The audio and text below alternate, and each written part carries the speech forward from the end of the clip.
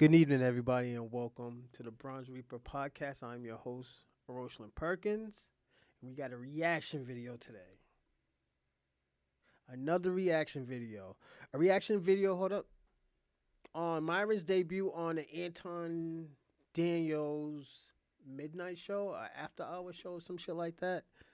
Um, I'm gonna say this. Anton, you know better, my nigga. My nigga, you know better. And you know what? I understand because you're a tether. I don't even think Anton Daniels is a black man, like a foundational black American. I think he's actually a foreigner, maybe Haitian. He gives me African or, West Indian. Like, he could be Nigerian. Who knows, man? He got that Nigerian look, so I'm sorry to exclude him, but at the end of the day, I expect this out of tethers and stuff. But, it is what it is. He's with an Afrocentric crowd, and I kind of feel bad for these women because they have to, dumb down their stuff, messing around with people like him. Because I'm gonna tell you personally honest, because you go to college, my nigga, you're not the smartest. You're not the smartest monkey in the bunch, my nigga. It can also be like that. Like look at what's her name, Kim Kardashian. Kim Kardashian is basically a lawyer. If she ever get in trouble, she knows most of the laws. People don't talk about that, but at the end of the day, I still wouldn't want her, as an attorney. So niggas think they're gonna be getting free blowjobs and shit. Nah, we ain't doing that. We don't want that look. No, they're gonna be like, oh, only reason why Roshi's, he's famous and he's up there because of Kim Kardashian. Motherfucker did a sacrifice. I don't want to be that nigga. I'm gonna be personally honest. But Anton Daniels had the smartest idea to bring Myron Habibi, 7-Eleven King, gangs. I don't even know why you call yourself gangs. You're not even American, my nigga. But hey, all right. Some people have to have white names and shit like that. But yeah, Habibi had to bring his,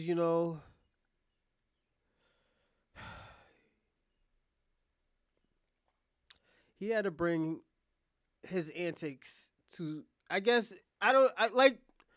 I'm gonna say this before we start talking. Antoine Daniels, this is to you. You brought your value fucking down, my nigga. I'm gonna be personally honest. You brought your value down. The reason why I say you brought your value down is because you brought him up there. He knows nothing about bitches. The nigga just started getting bitches. Like, till this day, we still don't see him with bitches like that. I personally don't think he goes out with what's her name? What's the the Colombian hoe's name? Angie or Angela. The Colombian bitch, I don't even think I think she's fucking somebody on the side. I'm gonna be personally honest. While she's giving a nigga condoms, telling him to go fuck other people and stuff like that, she got another nigga on the side. And that's how most bitches get down. I gotta be personally honest. If you letting a nigga go fuck on the side, yeah, you got somebody on the side big time. You know? Especially these Spanish bitches. These Spanish bitches, they be having niggas on the side. They like to fuck too, man. They ain't dead. I tell niggas that all the time. Them bitches ain't dead yet. You know? So they like to get fucked, nigga. I'm gonna be personally honest. They like to get fucked. But let's see how this shit goes. I'm not too excited about this. This is just a little bit of content for today. For basically saying that athletes, well, he explained why athletes preferred white women. And so I am going to share that with you now. And then you guys can give me your take I'm probably gonna on. sit this one out. Nope, you can't sit it out. This is what he, I'm standing 10 toes for all the this negroes. is what he had to say. Can understand my language. Hmm. Like I'll be talking, they be like, "What?" Do you feel Tells you. like why do you feel like men, especially NBA players, get with white women? Is it because they're easy, quote unquote?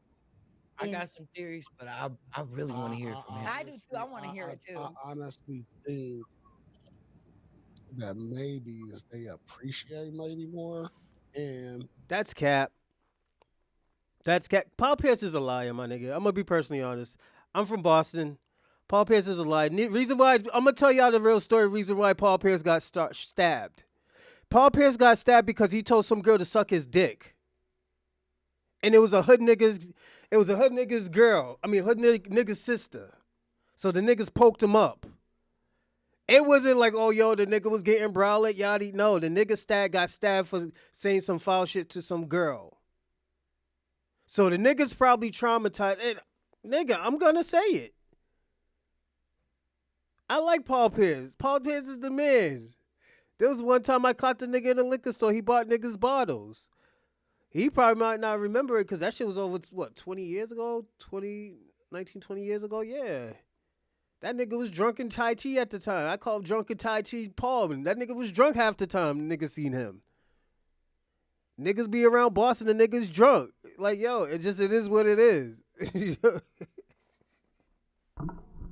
And I'm not trying to let his business out there like that. Like the shit with the strippers and shit. That nigga was doing that shit on a daily basis. My nigga, yo, he was the man of Boston. It's just he can't come out of pocket, my nigga. The wolves gotta eat, nigga. You do some foul shit, niggas gotta dumb out in Boston. So Paul Pierce they say he got stabbed 11 times or some shit. Nigga was bleeding all on the floor. Yeah, nigga had to carry a gun. Shit got serious. Yeah, this shit got serious. And let me tell you something. Niggas don't want to tell the whole truth about that story. I know the whole truth about that story. The nigga told the girl, yeah, suck his dick. And she went to go tell her brother. Her brother was the right one. And the nigga got caught. The nigga got Austin Metcalf. Damn near Austin Metcalf, nigga. Salute to Jeff Metcalf, but, you know, yeah, you can't be doing that, Paul, man. Disrespecting niggas' sisters, because niggas got crazy cousins everywhere. You know, so do I feel bad for Paul? Not really, but this is why he fuck with white women. they apologize more. Listen, I'm scared. Hold on. No. Hold on. Yes, I mean, you know, I had an interview with him. they don't mind being held accountable. I'm so scared of this, y'all, because I had an interview with Columbus. All right, so that is generally what he said. He also went on to say that he only has exclusively dated black women and that his ex-wife was also black. But his theory was that NBA players and athletes and men of a certain stature prefer white women because they're more accountable, they apologize more. That's cap. And Paul, why would you say some shit like that? You know that shit ain't true. The reason why niggas date white women because they think they think their value goes up. Come on, Paul. You know that, my nigga. You older than me, nigga. You know that. Like, this is why I say, yo, Paul's lying. Paul's lying. He's a liar. Paul, come on, my nigga. You got stabbed because of shit like that. It's not about niggas taking... And I just dumbed out on Paul. My fault, Paul. I know I be dumbing out, my nigga. But, yo, salute to my nigga 3-4. But, Paul, why you fucking lying, my nigga? I know you like the snow buddies, my nigga, but we can't lie, my nigga, and try to make our bitches look bad. Like, come on, my nigga. We got to talk about this. All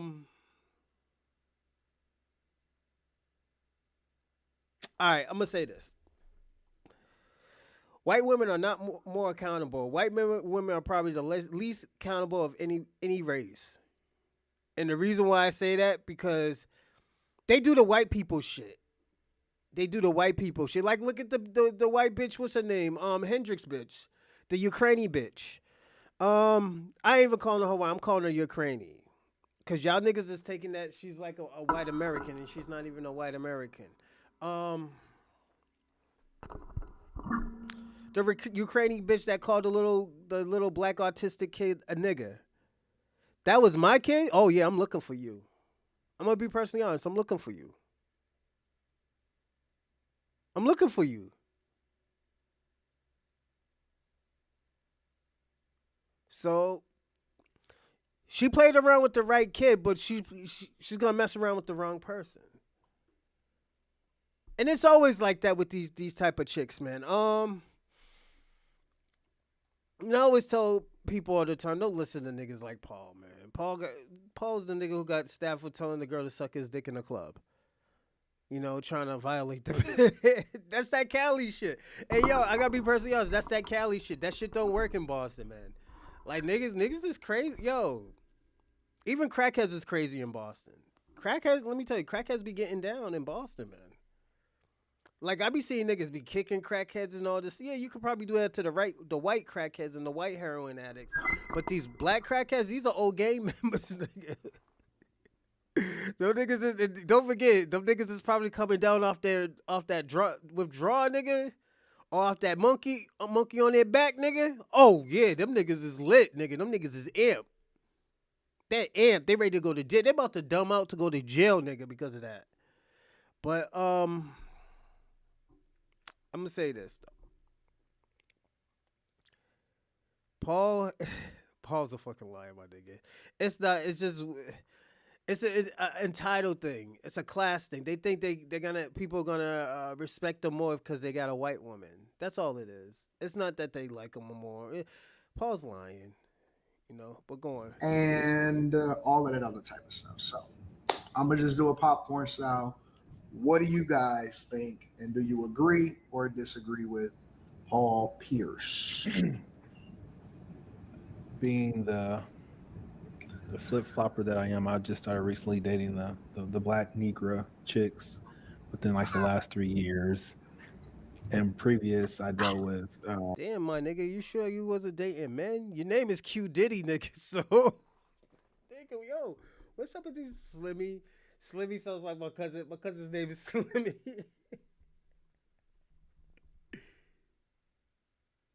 I don't know if that's supposed to be Mika or Mecca. So, yo. Kimmy. Oh, I think we had Kimmy on. Yeah, was that the same Kimmy from yesterday? I don't know, but damn, Kimmy, you're all right looking without makeup. You know, you look like you beat up a few niggas, but you know, you. I like hood chicks, so you know, Kimmy, Mika, you kind of too light for me, baby. You look crazy, but you kind of too light for me. I think you're sexy, but you kind of too light. But Carrie, oh yeah, you just right. You just right. You in between dark and light. You know. You like me. You're a milk chocolate type of nigga like me. You know.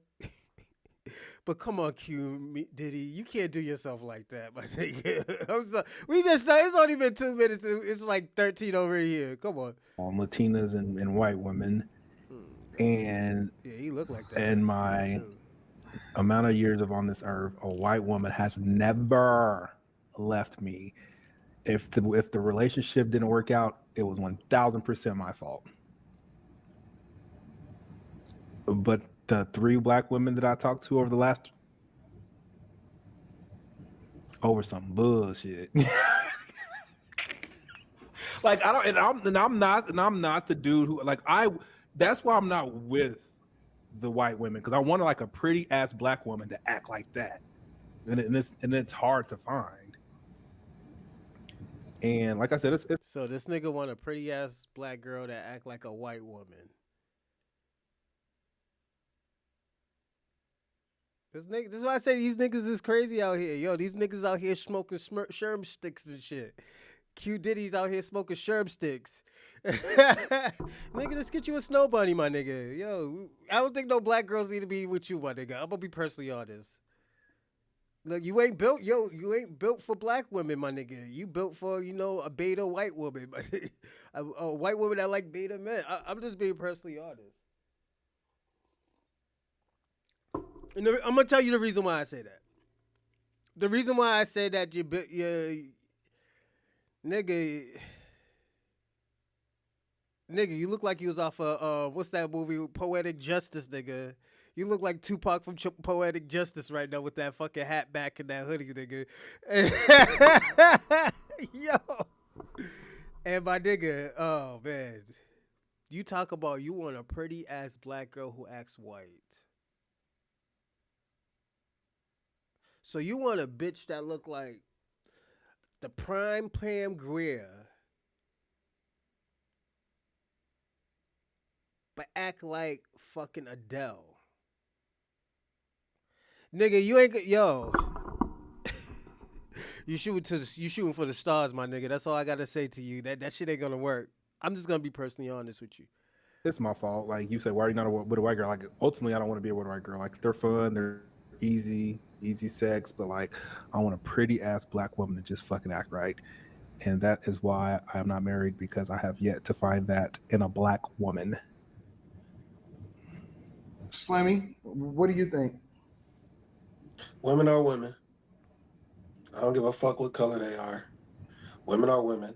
They don't want to be held accountable. They're going to tell you the truth if they want to or not. It doesn't depend on what color their skin is. Like, if Go they on, want to be Slimmy. around you, they're going to act a certain way. They're going to act cool. They're going to put on a show. But mostly women are women. And I've dealt with women of all. This nigga.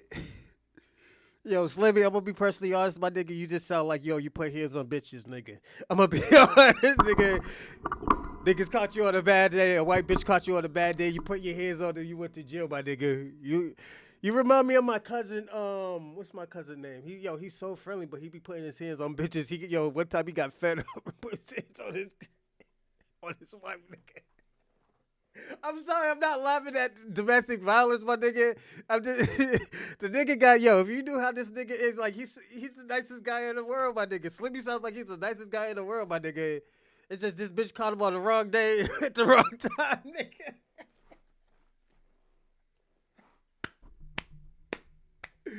Oh my god, this nigga Slimmy. Yo, Slimmy, you remind me of my cousin. What's my cousin's name? Damn. I was just talking to him. Hold on. All kind. Oh my god. And women are women. There ain't no differences. None. Now, there might be some cultural differences where I'm not going to get into the cleanliness and all that shit, but because there's some cultural differences. It's just like, I don't know about that. But women are women. I don't give a fuck about what the color of their skin is. Man, they're going to be emotional. You know what I'm saying? Then they're not going to apologize until it's too late. They're not going to realize what's going on until it's too late. And it does not matter what color or creed they are. I'm sorry. I don't buy that shit. I think that's people trying to fill the narrative so they can go out and date a certain type of woman. That's just me personally. Can I ask you a question? Like, real, have you ever dated a white woman? I've dated women of every kind, bro. Like, I'm dead ass. Okay, that's it. Asian. Yes or no question. Yes, I've dated white women. I've dated them. It ain't. I don't see a difference. They're understood. I think the problem is the type of men that are approached. I think it's on the man. I don't think it's on the color or the creed of a woman. If you approach, it depends on how you approaching every woman. If you approaching every woman like you just want to fuck them out the gate, you're gonna get certain results. Mm-hmm. I think you're gonna get certain results. It don't matter on the creed or the race. Don't take this personal, but I think it's ignorant to say that women from different cultures are all the same. This nigga didn't. Q Diddy, man, come on. Come on, Q Diddy. You can't do yourself like that. Nigga, let me tell y'all about. Nigga, what Slimmy is saying is true. It's a culture. That's the only difference. Is a cultural difference. That's it. It's only culture. You know, and we can't be like, yo. Like there's certain code. There's very little difference. Like you fuck with an Asian girl, they're gonna disrespect you, and they think it's jokes. All jokes aside, Latinos, they just bug out for no reason. Yeah, black women, you gotta be strong and have a black woman. That's why everybody can't date black women. You know, niggas love black women over here, man. Black of the berry, sweet of the juice, baby. You know, like I always tell people all the time, my baby mother's Asian. Africans, they're materialistic. I'm gonna be personally honest. Africans are materialistic. You know, Mexicans, they'll let you do anything, but you gotta be on your P's and Q's, my nigga. I'm being personally honest. They're gonna get fed up sooner or later with your bullshit, man. That shit lasted so long. You know, there is always cultural difference, and like I said, the cultural difference is like, that's why I say, everybody can't date black women. Everybody has a fetish for black women, but date black women. That's why niggas talk crazy. Niggas is weak out here. And I'm gonna say all y'all niggas who talk crazy like fucking Q Diddy, nigga. Y'all niggas is weak out here. I have to say, y'all niggas is weak. Huh? I didn't say that. Well, you said all women are the same, and all these women are from different cultures, but you said they're all the same. Like life. No, I'm talking about the functionality. I'm speaking to the functionality of women. The functionality of women overall is the same. Now, when you get into the cultural differences, that's where you get different things. But ultimately, women are going to be emotional. That's not going to change. Mm-hmm. A lot of women, they're just not accountable. Mm-hmm. I think that's you come. Sure. I think women are the same, but people want to create narratives, so they try to say this type of woman is better than this type of woman. Mm-hmm. Women are women, men are men. Mm-hmm. I think it depends on how you raised them, basically, for real. My nigga Slimmy. If you raised to be a piece of shit, you're going to be a piece of shit. Yep. I don't think that's based on color or creed or none of that shit. Well, you said it's based on how they raise, and white people raise their women different than black people raise their women. So you sure? That alone. You sure? You 1,000% sure of that? Well, you just said it. You just said it was. I was using your words. I didn't make that up. No, I'm saying, don't get mad, bro. I'm not trying to argue with you right now. I'm just trying to. Slimmy's right too. Yo, have you ever seen how these white people raise their kids? Yo, let me tell you something. I'm gonna tell you how these white people raise their kids. Yo, I used to have this girl I used to go out. She was adopted, my nigga. Yo, her brother used to call her mother a cunt, a bitch, a slut, a whore. Fuck you, bitch. All of that shit. I hope you die. Shit like that. The nigga's older now. The nigga's probably in his 30s right now. But the nigga, I was like, I had to stop the nigga. I'm like, weird. You can't be talking to your mother like that. Yo, she's making me mad. I'm like, nigga, you can't talk to your mother like that, my nigga. I was like, that shit is foul, bro. I was like, you don't know how disrespectful you being right now, but she's making me mad. Like, nigga, go do something else then. Just say okay and go do something else. Yo, the shit was crazy. Yo, white people be disrespecting their kids. Yo, white people be pimping out their kids too. Be slutting out their kids and everything. The Kardashians. Nigga, I used to work for a fucking homeless shelter. I mean, a homeless shelter and a fucking group home, my nigga. These white people be selling out their kids for drugs and everything. Yeah, these white people are dirty. I don't eat off of white people at all. They don't wash their hands. They be kissing dogs in the mouth, letting the dogs eat the food off their fork. Yeah, white people are fucking nasty, my nigga. That's the nasty part of white people. I'm not trying to be disrespectful. It's just that's what it is, my nigga. Like this Q Diddy nigga, he probably eat mad mayonnaise because of that shit, you know? His cholesterol is probably crazy with all the mayonnaise that nigga was fucking around with white women. You know, and I'm not trying to shit on the nigga, but yeah, the nigga you could tell the nigga he ain't tapped in like that too much. It's just too simple to say all women are the same because it's not true. Okay. What do you feel is the difference? Their experiences molds them and then makes them different in how they act and how they engage with men. Their experiences makes them different. Yo, my nigga, what the fuck are you talking about, bro?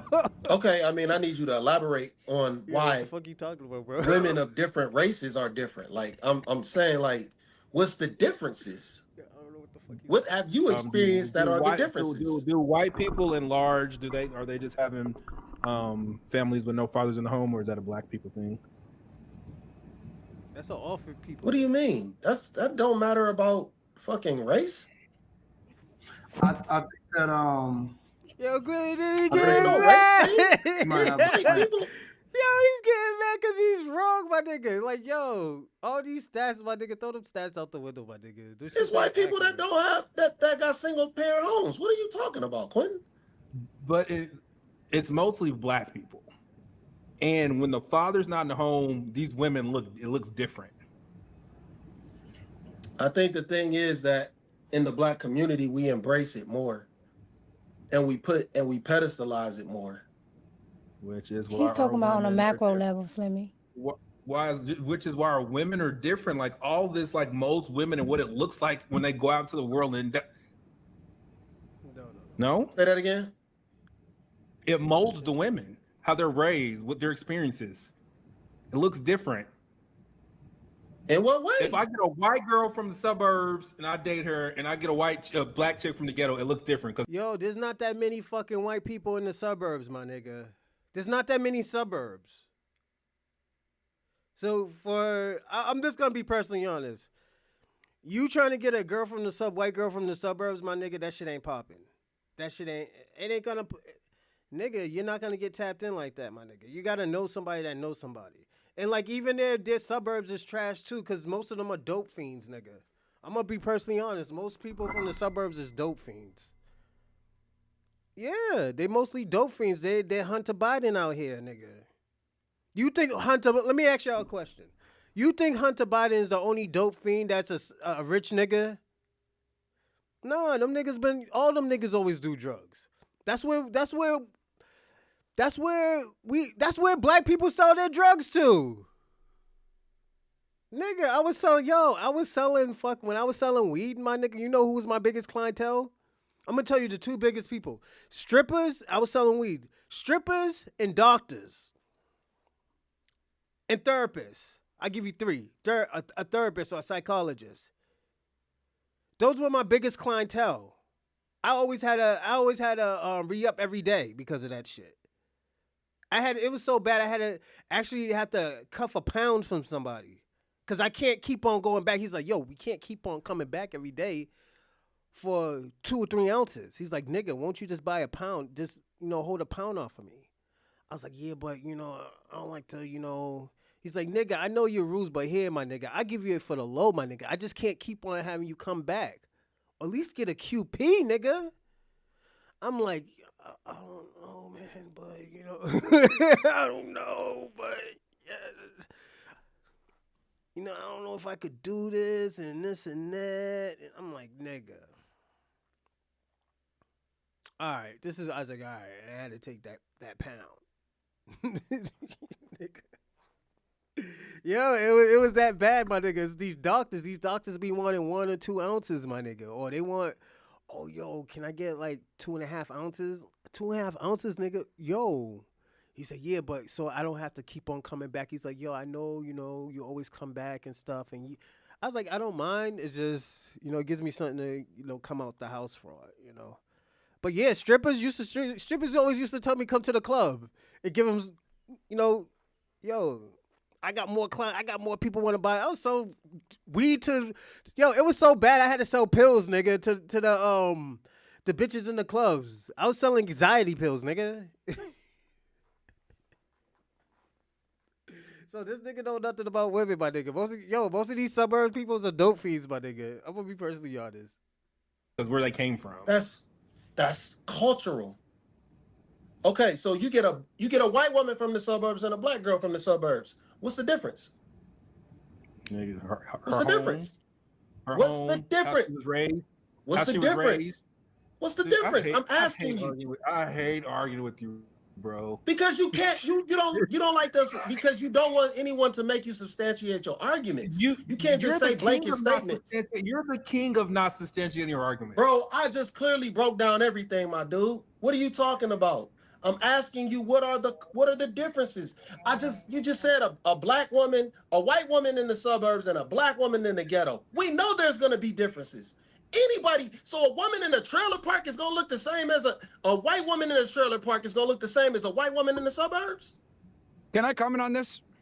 Yeah, go ahead, do your thing. What's up, Anton? What's going on, Thanks bro? for having me on, bro. I had to come in and show love because you showed me love, and I don't forget those that show support, man. I So I figured appreciate I'd come in it. here real quick.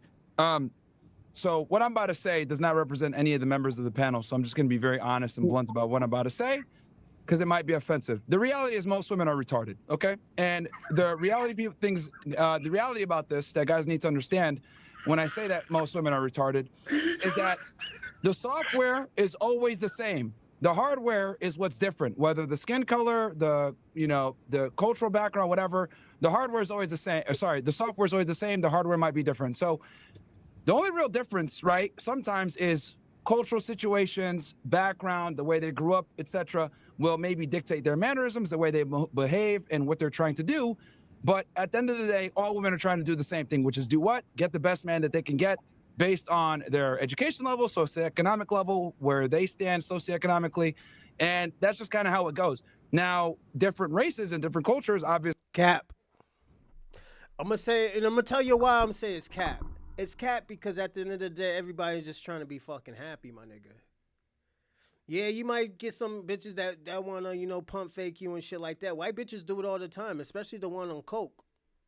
White bitches on coke, oh shit, nigga. I dated a few bitches on coke one time. Well, I never did coke, but the bitches was on coke. I didn't even know. Well, one bitch told me she was on coke. No, two bitches told me that was on coke. One was a white bitch. I was like 17 at the time. Yeah, 17, 18 at the time. Just turned 18 and everything. Yeah, bitch was on coke, man. She was on the booger sugar hard. Then you have the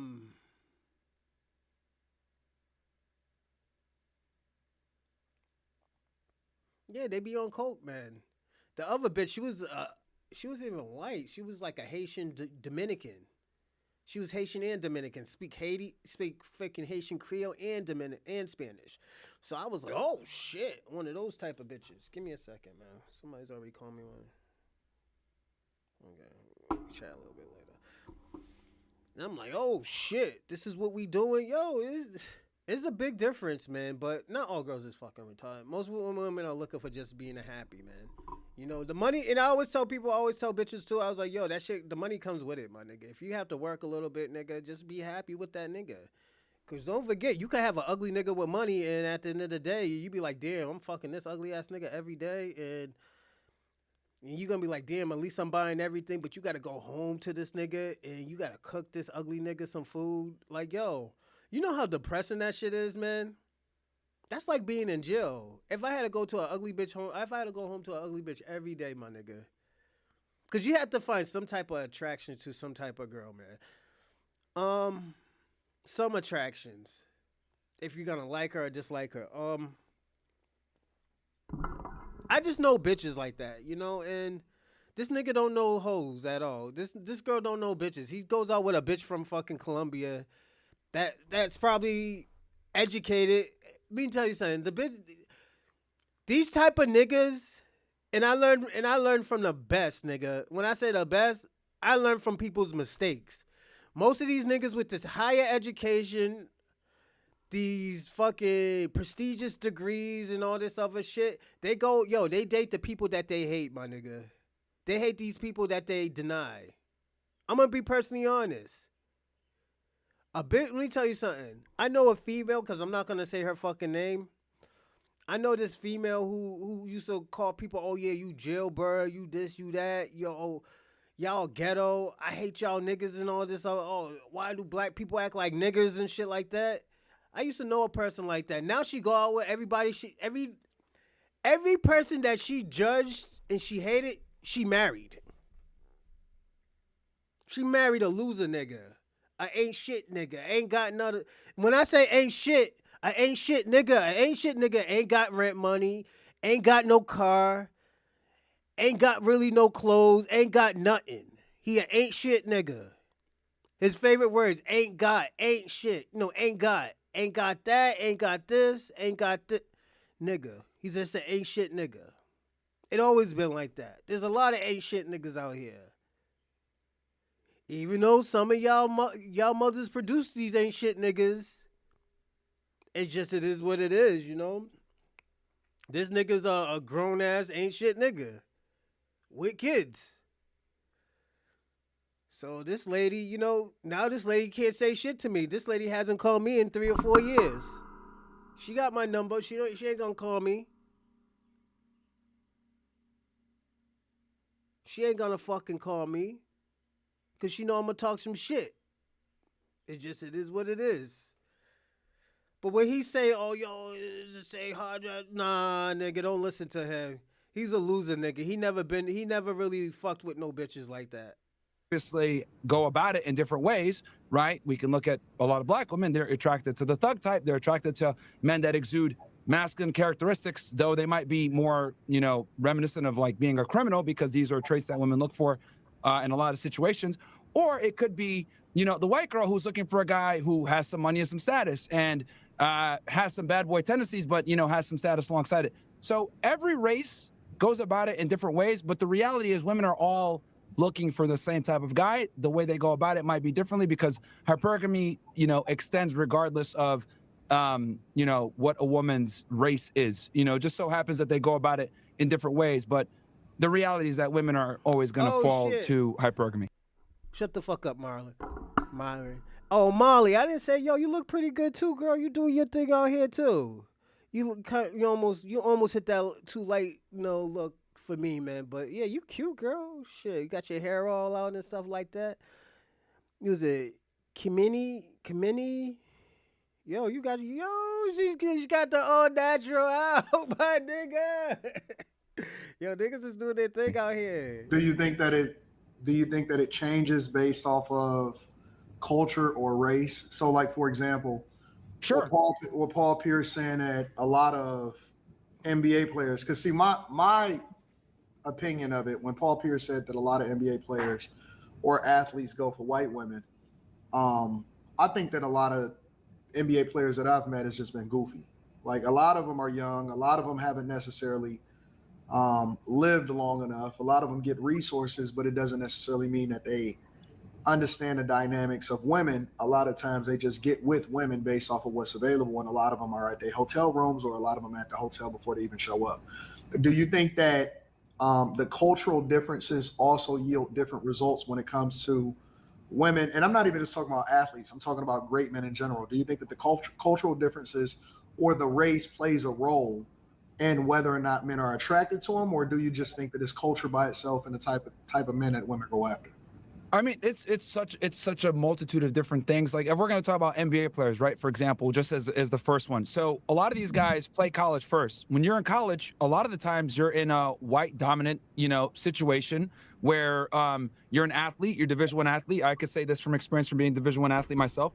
Like, this nigga ain't no Division I athlete, my nigga. This nigga was on the crew team. This nigga was rowing boats, my nigga. So this nigga always talk about he's a Division I athlete, my nigga. You row boats, nigga. You're a professional fleer, nigga. women are going to just gravitate towards the D1 athletes. And then when you're a basketball player or a football player at a Division I school, you're kind of at the top of the pecking order from a social status perspective.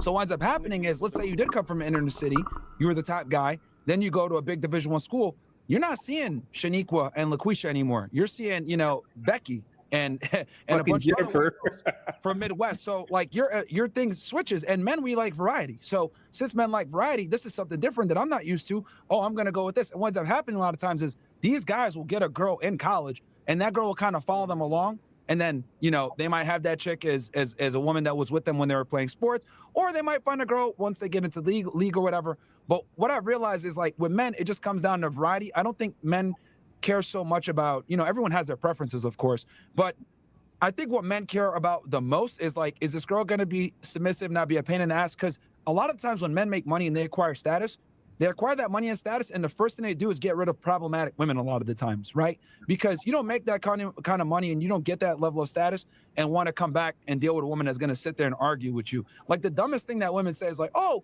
yeah, you don't want a woman that challenges you? No, you dumb whore. Like, no, thank you. We got to go out and fight the world. Last thing I want to do is come back and argue with a woman. And this is one of the biggest misconceptions that women actually push out there, saying, don't you want a woman to challenge you? And this is like propaganda from like the 2000s of Neo saying, I want a woman who wants her own, independent woman, whatever, blah, blah, blah, which we've been indoctrinated to believe these lies. We've been pushing this like whole independent woman thing and a woman that can earn on her own for literally the better part of a couple of decades. And guess what happens? Neil lied to everybody. What is he doing now? He has like all those people in the panel or to the speaker yo, salute to you, John Roy. Yo, the funniest thing I heard right now, my nigga, I'm gonna be personally honest. Myron Gaines say he's a Division I athlete. Let me tell you what his sport was. Crew team. The nigga's a professional fleer, my nigga. The nigga was the niggas on the boats. Yeah. He's a professional fleer, my nigga. That was his Division I sport in Northeastern. I used to party there all the time. This 7-Eleven ass nigga. Nigga, how can you be a professional fleer, nigga? That's the biggest stereotype for tethers, my nigga. Y'all fled your country, my nigga. This is a professional fleer. He could teach people how to flee their country, my nigga. This nigga's crazy. 2 or 3 girlfriends that he supports. This whole independent woman thing is a lie. Beyonce, oh yeah, I could find another you in a minute. What's she doing? Jay-Z cheats on her? She's still there. So it's all cap. It's all a lie. So I think it's really important for people to kind of like deprogram from like what's been pushed, especially in the Black community, when it comes to like, I want a strong independent woman and any of this stuff. That's not. So he was on the crew team in Northeastern. The niggas who we rowed the boats, that's actually a sport. They call it the crew. I think it's called the crew. The niggas who be on in like the lakes, row. Yeah, they do that shit in high school. I mean, they do that shit in college. He was a professional fleer, my nigga. Myron Gaines. That's not even the nigga's name. His name is like Amuru. I just call him Habibi, nigga. He's like the 7-Eleven nigga. But yeah, man, Habibi, my nigga, yeah, he was a professional fleer. It's not what men are looking for. Like, and rest in peace to Kevin Samuels, because he brought this to light more, especially in the Black community, kind of like indoctrinating women, like trying to deprogram women with the indoctrination. Yo, where is he from? He's from Nigeria, right? I was just telling people, I was like, yo, this nigga's from like Nigeria or something.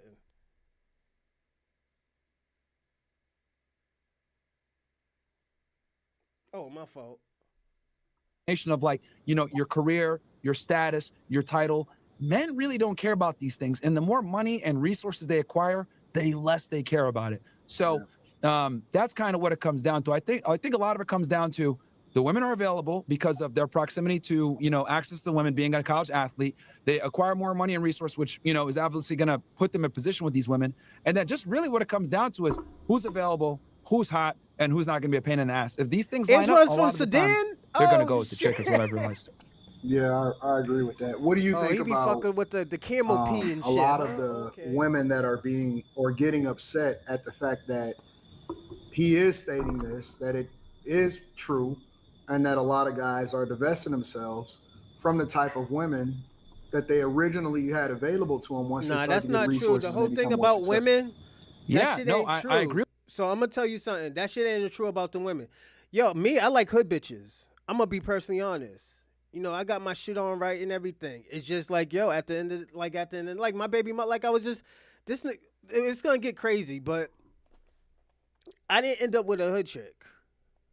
You know, I ended up with a bitch who was in a concentration camp in fucking Thailand.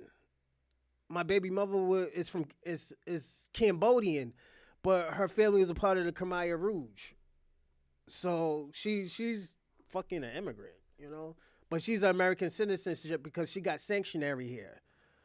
But I always tell people all the time, like, if I wasn't fucking with her, I'll be fucking with black bitches all day, man. Black bitches is the best type of woman all day. All day. I tell niggas all the time, y'all want to get an Asian girl? Like, nah, nigga, don't do it. Them bitches is disrespectful. You're going to end up shooting one of them. Really? Yeah, you're going to end up shooting one of these Asian bitches. They're very disrespectful. Like, the way how they joke around. Like, he don't know about bitches. He hangs around niggas all day, you know? When he was in college, he's up in... This nigga's cupcaking in the bed with 3 or 4 niggas, you know? So that's why I tell niggas don't listen to Myron. Myron, he go by statistics. Throw them shits out the window. It's about experience. Nigga, if y'all don't have no type of experience... One thing, I'm going to tell y'all something. Don't listen to statistics. Listen to experience. If a nigga talk about don't do crack, and the nigga's a crackhead or he used to sell drugs, listen to that nigga. That shit ain't where it is. You're going to lose all your money, my nigga. Listen to that nigga. Don't listen to the nigga who did analyst work. He might could give you a little bit of information, but the best information you could get from somebody who already been through that life. He hasn't been through nothing. Agree with that, man. I can't tell you how many times, because here's the thing, right? Like, you don't know what you don't know, right? So, like, let's say you're growing up in the hood, right? And all you've dealt with is, like, ratchet women that are kind of rough around the edges. And, like, you've been indoctrinated to think, like, you should be accepting this. Like, this is great. Cool. You'll deal with it for a bit. But then you get some money and status, and then you date an Asian girl. She ain't talking back to you. She rubs your feet without you asking. She's making you food. You know what I mean? She's bringing you around her Chinese friends and stuff like that. You're walking into the, to the grocery store. Niggas aren't telling you hurry up and buy no more. You're like, damn, this nigga. I'm gonna tell you this, nigga. I told you my baby mother's Asian, my nigga. Don't do it, nigga. Don't get me wrong. I love my baby mother, but I'll advise niggas don't do that shit. Don't do that shit, and the reason why is like, yo, not everybody can handle that shit. Me, I got some screws loose and she knows that. It's like, yo, my nigga, who you think you talking to? Oh, snap her right out of what she's gonna say. They like to say fucked up, ignorant shit. They like to make racist jokes, my nigga. Cause that's how they play. That's how they play. It's insulting. They do insulting jokes. I'm gonna be personally honest. Like, if y'all niggas is fat, they'll call you fat. Like, all jokes aside, don't listen to this nigga. This nigga never dated an Asian girl. Look at what fucking Jeezy is going to. We just did something on Jeezy. Look at what the fuck he's going through right now. Jeezy's having a fucking headache with this Vietnamese bitch. Look at fucking, what's his name? Was it Russell Simmons? Look what he's going through with his fucking baby mother. Was it Kimora Lee? And she's half black. Nigga, y'all niggas crazy? Don't listen to this nigga. This nigga's an idiot. This nigga's a Division I loser, nigga. That's all. Don't listen to him. Hurry up. No, them niggas are still gonna judge you, my nigga. Especially the Chinese women. Oh shit, those are the worst, nigga. At least I got the niggas of fucking Asians, fucking Cambodians. Those are the niggas of of Asians. I'm being personally honest. Let me tell you something. These niggas walk around. Let me tell you about these Chinese people. These Chinese people walk around with umbrellas. And let me tell you how fucked up they are. It's to not get dark. They use queso, nigga. I'm going to be honest with you. Those niggas really use queso. I didn't even know what queso was until I heard it from fucking Tariq Nasheed, King Flex. I didn't know what fucking queso was. Then I was like, queso, hold up. Oh, shit. My baby mother's, one of her family members had that shit. But it's a real Asian thing. They carry around umbrellas because they don't want to be considered as farmers. It's a class thing, but they rather be white. That's why they date white men. Yeah. I'm being personally honest. Michelle Wu's the same thing. You don't think she's racist? Come on. Let's get with the program. They be on that shit, my nigga. That's why I always tell niggas all the time, don't go to China. That shit what's his name? ISO Speed was going through. I've been told niggas years ago don't fuck around with those type of people. I've been told people don't fuck with those type of people. We did a video on it, and I said, yo, them niggas always been like that. Them niggas never accepted black Americans. And you go to Japan, and the reason why they don't accept black Americans is because of the Africans and the Caribbean people fucked it up and try to cosplay of being us. So they thinking we're all like, they thinking that, oh, this is how black Americans are. Nigga, we don't need to go to Japan, even though there's some bad bitches in Japan and Korea. We don't need to go there, my nigga. Y'all could keep them Chinese bitches. Them bitches ain't got no asses. I'm just being personally honest. But that's how niggas is. Feels kind of nice. So what ends up happening? So let's listen to. I told you my experience. That they originally had available. I told you other people's experience with Asian and black women relationships. That shit does not cut it. I'm just being personally honest. He's lying about it. He knows nothing. He don't know nothing about bitches, nigga. My kids' mother's Asian. I told you that. And this is my relationship is different because at the end of the day, I already set the rules. I already said like, yo, nigga, I'm not gonna be dealing with that shit. I be on my bullshit, nigga. We're not gonna have that type of If you want the kids to know some of that culture, nigga, you're teaching that shit. But my kids is black. These kids is black, nigga. They came out my nutsack. To them once they start to get resources and they become more successful. Yeah, no, I agree with that, man. I can't tell you how many times, because here's the thing, right? Like, you don't know what you don't know, right? So, like, let's say you're growing up in the hood, right? And all you've dealt with is, like, ratchet women that are kind of rough around the edges. And, like, you've been indoctrinated to think, like, you should be accepting this. Like, this is great. Cool. You'll deal with it for a bit. But then you get some money and status, and then you date an Asian girl. She ain't talking back to you. She rubs your feet without you asking. She's making you food. You know what I mean? She's bringing you around her Chinese friends and stuff like that. You're walking into the, to the grocery store. Niggas aren't telling you hurry up and buy no more. You're like, damn, this feels kind of nice. So what ends up happening, we're like, okay, this is nice. Like, I've never experienced this before. And when you get this different treatment, you're like, damn, I can't go back to LaQuisha now. I'm not trying to argue with her. I like Ling Ling. Ling Ling loves me a long time and she don't argue with me. And this is what ends up happening a lot of the times with guys is like, you don't know what you don't know until you experience it. So when they get this money, they get the status, they get access to it, you can't go backwards. So that's what's happening a lot of the times with these guys that get some status. Like, you just put around women that kind of know their place just off of the imbalance of your status and your income. They know to shut the fuck up and know what it is. So women just naturally know this stuff. But when they know that they have more status than you, they got more money than you, and they could talk back to you, they're going to do it. But once you reach a certain level of status, women start to be quiet, and it's fantastic. What about the guys that get finessed? That's cap, man. This is why I say don't listen to this nigga. Yo, no, them niggas is good. Let me tell you something. Asian people are different. And what I mean by they're different is like, nah, they won't accept you if you're fucking with a black man. Don't listen to that shit. Like, he knows nothing about bitches, and I've been told y'all that. You don't go to niggas who know statistics. You go to the nigga who been through the trenches. It's like, I'm not gonna listen to a nigga who never been in war and who just read books on fucking war. I'm gonna listen to the nigga who was in the war. This nigga, he hasn't been in that type of situation. So, like, for example, I know that it's a lot of women that make the adjustment because they know that they're around a certain type of guy. And then Q Diddy, you can jump in too, but I just got this one last question. What about the guys that wind up getting finessed? That's the biggest problem. And this happens so much. I mean, me and you have seen it, Anton, probably like in this sphere on, with celebrities every single time, especially with young guys that have a lot of money that like that trick or do some other stuff, especially like on these OnlyFans girls, because like it's a cool thing now to get with these e-thoughts. So that's the biggest problem for guys that have some influence and some status. And this is why it's so important to be like red pill aware, especially when you got some money and status. Like, you have to be even more on point because you have way more to lose. I mean, look at what's going on right now with Shannon Sharp. Like, this is wild, right? But he should have kind of known that this chick being an OF girl, because I guarantee you, like a chick like this, you offer a girl $10 million, most girls would have taken that deal. You know what it is? He promised her a dream and she didn't get it. So now she's going to burn down the house with everything because the vitriol at which she's going at him and how she's trying to make this public and tarnish his name in the process, whilst hurting her own reputation, by the way.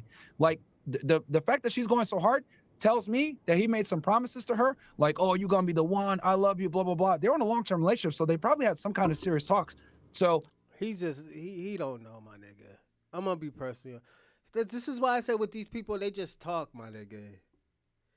He never been in these type of situations. I have been in these situations, not no fucking sexual assault case, but I have been in some situations where like, yo, you promised a bitch and stuff, and my car got cut, nigga. I had back in the days, I used to drive a Ford Explorer Eddie Bauer edition. This Dominican bitch, we went on one date, my nigga, and I was like, yo, you're man cool. I think I want to fuck with you and stuff like that. We didn't even fuck or nothing. This bitch got mad at me because I said, yo, we're not even in a relationship yet, my nigga. I was like, yo, damn, can we wait till the second date? I already told her how I move and everything. This bitch went up to my house and keyed my car, cut up my seat, broke my windows, popped my tires, nigga. Oh my God, I cried, my nigga. You know what I told that? I said, bitch, if I ever see you, I'm gonna kill you. I'm gonna kill you, bitch. I said that to her. I never seen her ever again. I think she went back to Dominican Republic.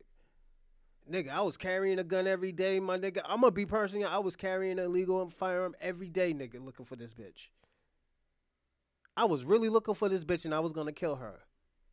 I almost dumbed out, nigga. I almost dumbed the fuck out. She was cute, too. She was cute. That's why I don't fuck with them. If they're not Afro Latinas, I really don't fuck with. There's a few I might fuck with because I used to have this little Puerto Rican girl, man, like 4'7", 4'10", or some shit like that. Fine as a motherfucker to me. You know, she works at I think Boston Medical or some shit like that right now. She's like a I don't know what she is. But yeah, I used to fuck with her and stuff like that. Yo, go over there. Like, yo, there was one time, yo, I was, just selling drugs. Because sometimes I sell more than just weed. Oh, nigga, this nigga need that. Yo, you got any powder, my nigga? You know, I know this white boy, he likes to fuck with powder, man, you know. I'll buy it off you. I'm like, here's an 8-ball, man. You just break it up, you know. Yeah. I like, nigga, I don't know how to break up. Niggas had to break it up for me, my nigga. Yo, I like, nigga, I give you $10 to break this shit up. I don't know how to do it. I just know how to sell this shit. You know, I know how to distribute it. That's it, nigga. Niggas break it up. Yo, here. Oh, all of this, nigga? Oh, shit. I don't know what the fuck to do with this.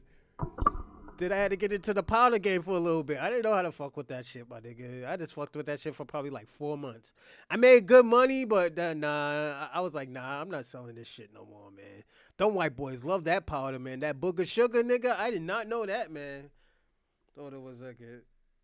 Yeah, I didn't know the white boys like the booger sugar like that, my nigga. Those niggas was lit. Oh, yeah. But yeah, don't listen to them about these bitches. I think like what's going on with that situation is he made some promises, he's not keeping them, and now she's pissed off. What was you about to say, Quentin? I was raising my hand to the guy that gets finessed. Oh, you get finessed? I have been.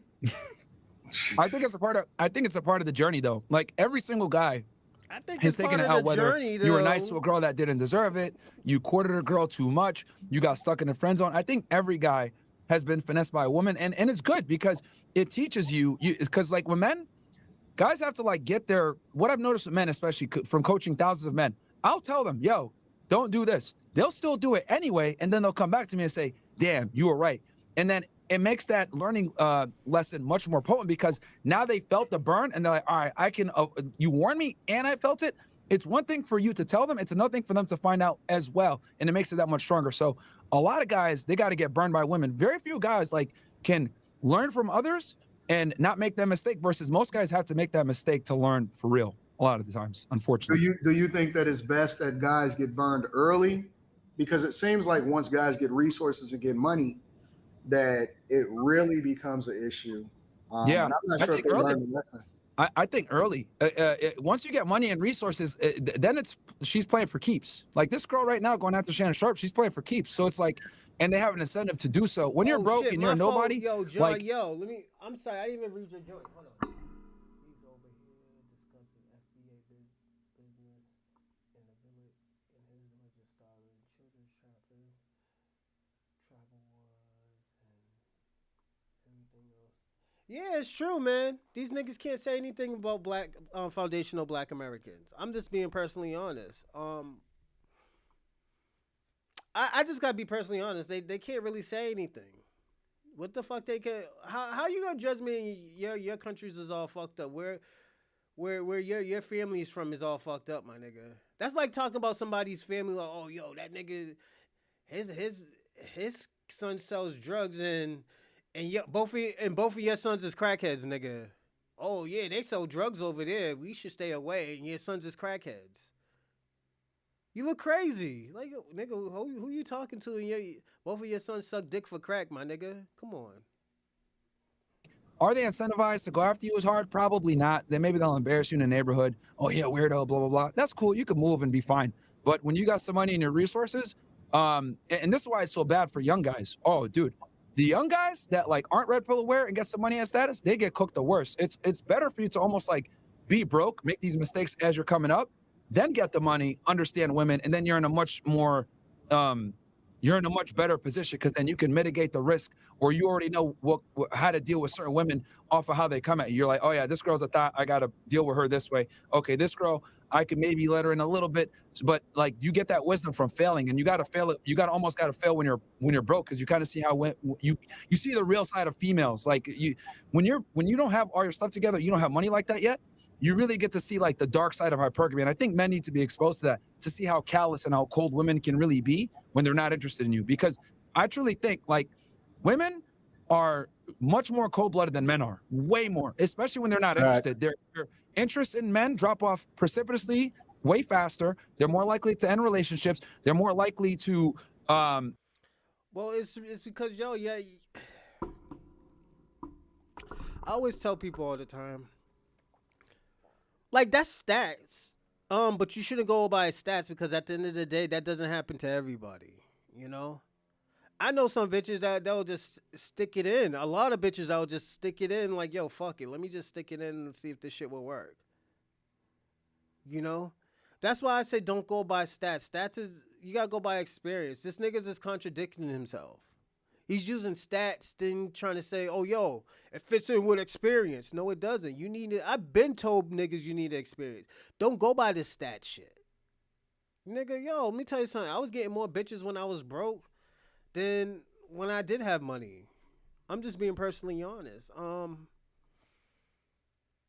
And what hold me back, and I'm gonna be personally honest, bitches always try to take care of me, so they know where I was. You know, that's just yo. I'm gonna be personally honest. That's how life is. Life always gives you that, like, yo, yeah, we could take care. Yo, we're gonna take care of you. Bitches will be like, yeah, I'll take care of you. Like, yo, I had some bitch from Canada giving me money, and I only dated 2 bitches from Canada, one from Ottawa and another one from Toronto. Yo, she used to cash app me, well, not cash app, was it Money Union, money me all the time. Bitch had a little bit of money, but she was a hood bitch, you know? I think her family was selling drugs, though, in Canada. Oh, yeah, I love that girl, man. What? She was like, what the fuck was she? I think Jamaican or, like, African. Yeah, her family was selling drugs or fucking human trafficking. I don't know what the fuck she was doing, man. She was giving me dough, my nigga. She was giving me like $300-$400 every month. Just off the rip like that. But you gotta look at it. This nigga wasn't getting no bitches like that. He's going by statistics and reading books and stuff. Yo, and don't get me wrong. I read some relationship books and stuff like that, but they don't really give you the best advice. Like, don't get me wrong. I like Kevin Samuels. Kevin Samuels has done good, but the best thing he ever told black men was get your shit together. All that, oh yeah, this and that. Like, you don't have to tell me what type of bitches to choose. I'm gonna choose some hood bitch. At least the hood bitch will, like, you know, be 10 toes down with me. You know? Let me tell you, hood people are the best business people. And the reason why, because we know how the businesses work. I'm being personally honest. We know how the businesses work. Like, these businessmen who go to college and stuff, the only thing that they're good at is leeching off. They're all leeches. Oh, yo, you do this, and that, and yo, I'll give you this amount of money. The fuck, nigga, what? We should be doing 90-10, nigga. You get 10%, I get 90% of everything. Oh, we using your money? Oh, so it should be 60-30 then. You should be 60-30. You get 60 for right now, and I get the 30. I mean 60-70. I'm sorry, 60-70 or 60-40. 60-40 because you're doing all the work. You know. And the reason why we're giving you 60 right now is because you're doing marketing, something that you're supposed to do. Then you got to pay somebody else off to do the marketing. So, my nigga, I'm paying you to be a fucking supervisor, nigga? Are you serious? To break your heart without you even knowing about it, because they broke up with you 6 months. They've already been plotting the breakup. So, like with women, I think men need to experience that because this kind of insulates you from making those mistakes later on when it's going to cost you significantly more money. What do you say about the chat saying that you can't pull a black woman? I would say, why would I? Why would I? You could have them, bro. Why wouldn't you? They could have them, man. I'm not competing for LaQuisha. You guys can have her, man. Well, every black woman ain't LaQuisha. What you mean? Look, I say that's look. I'm fucking around, but the when they say dumb shit like that, or you can't pull a black woman, like that's just like cope a lot of the times because they're saying what that really. Let me decode. But you can't, yo, black women, yo, let me tell you something. This is why I like hood chicks. And there's some hood white chicks. I like the hood white chicks too. The black hood chicks know what to do. They know how to play their spot. If shit goes down, they know what to do. White people ain't gonna know what to do. White people ain't gonna learn how to, make the money. Like sometimes you do need a team, my nigga. And the best person you can probably trust is your girl at the time. But you have to teach her. She could take the work and do her own thing, but that's what comes with, the territory. This shit comes with the territory. Fuck the money, my nigga. The only thing you're worried about is time, my nigga. What time wasting. That's more important than money. It's time wasting. Because you could have probably been doing something else with your money. I'm just being personally honest. I always stress it because at the end of the day, I don't like people shitting on black women. Black women is probably like, yo, they lit. Them niggas is lit right now. But yo, I think, I got another announcement too after, so I'm gonna keep on playing this. I'm gonna play this for a little bit longer. The stupidity for you. When people say dumb shit like that, translation, you're not willing to tolerate the bad behavior that naturally comes with a lot of black women. Because let's be honest, let's deal with the stereotypes here, right? I'm an open racist towards everybody. Let's deal with the black stereotypes. Black women are fat, loud, crass, annoying, have attitudes, and they don't respect male authority. There's a bunch of reasons for this, but I'll go over simply. The average black woman weighs 187 pounds. A lot of them are grow up in a single mother household where they're told every single day, niggas ain't shit. There is no patriarch in the family a lot of the times. This is just what goes on. Then when you listen to the rap music, what are they saying? Fuck niggas, get money, blah, blah, blah. It's just shitting on black men all day.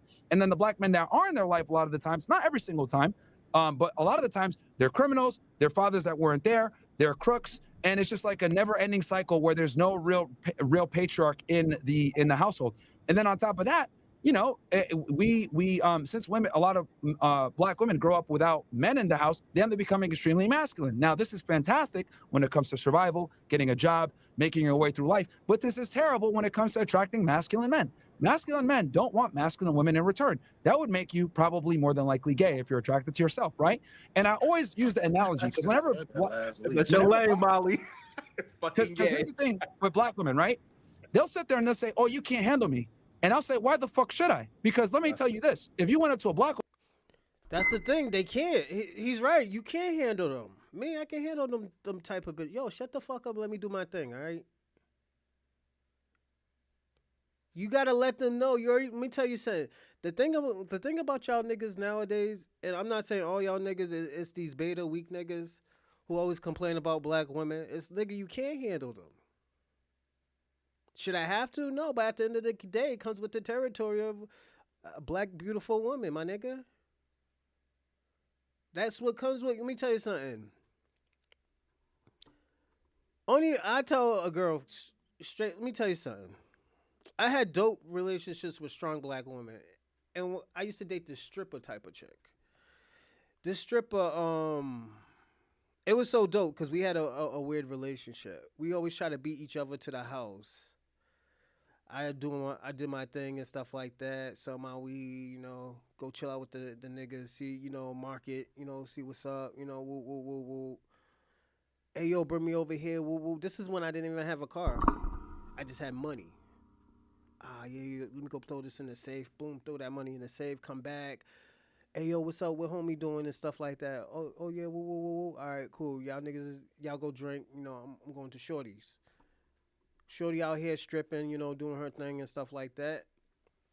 Come back home, I beat her, she beat me. We rolled up. We see who rolls up the weed first. She cooks, she cook, or I'll cook. I don't mind cooking. I used to be a chef back in the days, so I used to be a chef, and my daddy taught me how to cook.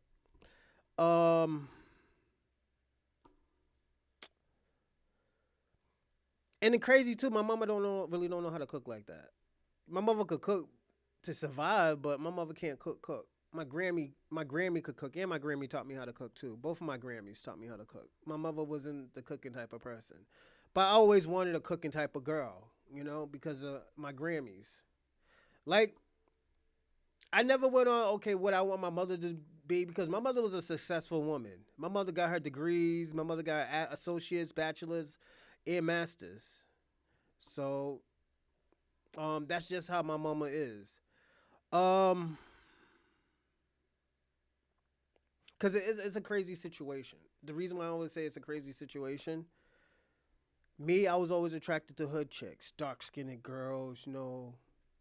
Oh yeah, you ain't shit, yada yada yada. Get out of control. Yo, baby, chill. I got this. I used to have, yo, and then after that we eat, you know, talk politics, boom, boom, boom, with our shorty and stuff, you know. Have our good loving, you know. Fuck till the sun comes up. We wake up, you know. See what's on the schedule, what she got to do. If she needs me to go do something with her, oh yo, you want to go out? You want to go out? You know, shopping or something? You want something? Oh yeah, yeah, yeah. I want something. We go to the mall and stuff. See what she want. You know, boom. We go back home and stuff like that. And after that, go back to work. See who called me. Oh yo, I need, you know, this, and that. All right, cool. Come in, boom. Go pull out some applications and stuff like that. Try to fill out some applications. See if I get a part-time job or something like that. See if anybody needed a model. I did modeling and I did everything, my nigga. I was out here really freelancing out here, you know. So I have experience in just about everything. After that, yo, my life is crazy, man. I went from like fucking working a job to going to college, dropping out of college, doing modeling. After dropping out of modeling, I got bored of that. Being a paramour, being a mistress, nigga, you know, fucking around with bitches who have boyfriends. They pay me, you know, just for a good time, my nigga. You know, that sex traffic? I don't know. I mean, is that sex work? Probably. I was a paramour. I was a mistress, my nigga. That's what mistress pay me for. Yo, pay me for a good time, my nigga. Pay me for a good time. That's all you do. To going to call, you know, to, you know, selling weed again. Instead of selling drugs, selling weed, because I didn't know how to sell drugs, man. I sucked at it. That's why I was like, yo, what you want? Oh, I don't know how to do that. Yo, but I know you're the only person I trust. Come on, can you get me something? Oh, I'll go ask my boy, yo, let me get some powder, man. This shit ain't for me. Yo, can you break that shit up? I don't know how to break that shit up or nothing. Oh yeah, woo, yo, how much is it? Oh, is this much? Okay, boom. This is how much I'm supposed to make back. Oh, okay, boom. Gave him the money. He told me what to do. Give him boom, boom, boom, boom, boom. White boys wanted coke. Then I stopped. I stopped with the coke after 2 months, man. They call you at like weird time, like 3 or 4 in the morning. I'm like, yo, what the fuck? I'm like, my nigga, this is why I didn't want to get into this. I don't like doing this powder shit. Cause niggas will call you at like 3 or 4 in the morning. At least with the weed, you could tell them niggas don't call you after like 12:30. But cause them niggas will call you before they go to the clubs and shit like that, or they're going to get some, they go do some, go get their, creep out with some girl, late night and shit like that. But the coke, them niggas want to party all night. Them niggas will call you at like 4 in the morning for a little bit of coke. Nah, nigga, we ain't doing that. I quit that shit in 2 months, my nigga. I was like, yo, fuck that, my nigga. Fuck that. I don't know how these drug dealers do it, nigga. I tell niggas that all the time. I don't know how y'all niggas do it. Waking up at 3, 4 o'clock, being nigga. There was one, yo, I'm gonna tell you all this. I was up for like 2-3 days selling coke and weed. I got to this Spanish girl's house I was fucking with for like 2-3 years, my nigga. That was my girl at the time. Nigga, I passed the fuck out because I was up for 3 days, nigga. I woke up, I was like, oh shit, what the fuck? She like, yo, you just passed out. I'm like, oh man, I don't know what the fuck happened, man. And I was at her house, and I got like probably like 3 or 4 hours of sleep. But I was always up, drinking coffee, staying up, seeing what I had to do and shit like that. I always had let me tell you something. I always have a monthly planner of what I have to do this month. Things I have to achieve this month. I always had a monthly planner. It just got crazy, my nigga. I was like, yo, I can't do this, man. I was like, yo, I'm not selling coke no more, my nigga. I can't do it. And it was only white people buying coke off me, nigga. I didn't know how to fucking do it, nigga. Like, nigga, I'm about to give you 3 of these and, you go on your day. Oh, yeah, okay, cool. Nigga, I didn't know how to sell drugs. Them selling this shit to doctors, fucking attorneys, fucking, even some cops bought that shit. Yeah, I'm gonna tell you. Cops pull me, oh, man. I'm like, nigga, I only got weed on me, nigga. Yo, if you could give me an 8 ball, no, he didn't say no 8 ball. Let me not overdo it. He's like, yo, nigga, if you could give me some coke, then we good. I'm like, oh, okay. Take that shit under my sock here. You had that? I'm like, nigga, I don't even do it like that, man, nigga. I don't even sell it like that, my nigga. Come on. I just do that because I just have certain clientels that fucks with it. Oh, yo, man, don't do this, man. Yo, it's a headache. Like, even a cop told me the shit was a headache. Don't do it. Because niggas just usually know me for selling weed, my nigga, or smoking weed or some shit. That's the only niggas knew me for the exotic. That's it. But I tell niggas all the time, don't sell coke. That shit is trash. That's a trash job to have. When you said, hey, look, I like to wear heels on Saturdays, she'll be like, ew, what the fuck? She'd curve you. Rightfully so. That's weird. But why is it that we're supposed to accept masculine black women when they would never accept feminine black men? They never would. That's so cap. why the hell should I accept a woman that behaves like a man when she would never accept me for behaving like a woman? And this is the insane double standard where they'll sit there and say, you need to expect me the way that accept me the way that I come. But women never accept us the way that we come. We have to self-improve. Why don't they have to self-improve? So, man, that's some bitch shit, nigga. Stop complaining, nigga. They don't accept us how we, nigga. Come on, you gotta be a man about that shit, my nigga. That's why I be understanding when bitches be like, yo, you gotta be a man. Stop all that bitching, nigga. You gotta, I'll be personally honest, man. It's just he bitches a lot about women. About what women don't do and shit like that. Like, my nigga, why do you care about what a woman do? Let her do what she want to do, my nigga. If she want to sell some pussy, let her sell some pussy. And just say, yo, niggas ain't gonna want to fuck with you. And they're like, oh, man, that's, slut shaming. Nigga, you take it how you want. It's just, I don't want to marry you. I wouldn't want to, want to fuck with you, my nigga. And if the nigga who be like, yo, give slut shaming, like, well, nigga, why won't you marry her? I say, yo, there's a girl that I actually want. Yo, you know how many hoes went after me? Like, yo, I want to be in a relationship with you. I was like, nah, I can't do that. Oh, but you're a mistress. Yeah, that's my job. Oh, you be fucking more than I am. Okay, yeah. I be fucking more than you do. But this is a job. You just do this for a sport. It's all right. There's nothing wrong with it. I'd be doing it for a sport sometimes. Like, this girls that I see that curve me too. I just gotta take it. That's all you gotta say. You don't gotta fucking try to take the soul. Like, these girls look, I'm gonna be personally honest. These girls look defeated, nigga. All these girls look defeated. And I'm gonna say that they all look defeated. And they be like, damn, we do that. No, y'all niggas don't do that. There's a very spectrum of women that do that. They just put the shit on TV and they say, oh, yo, this is what y'all niggas do.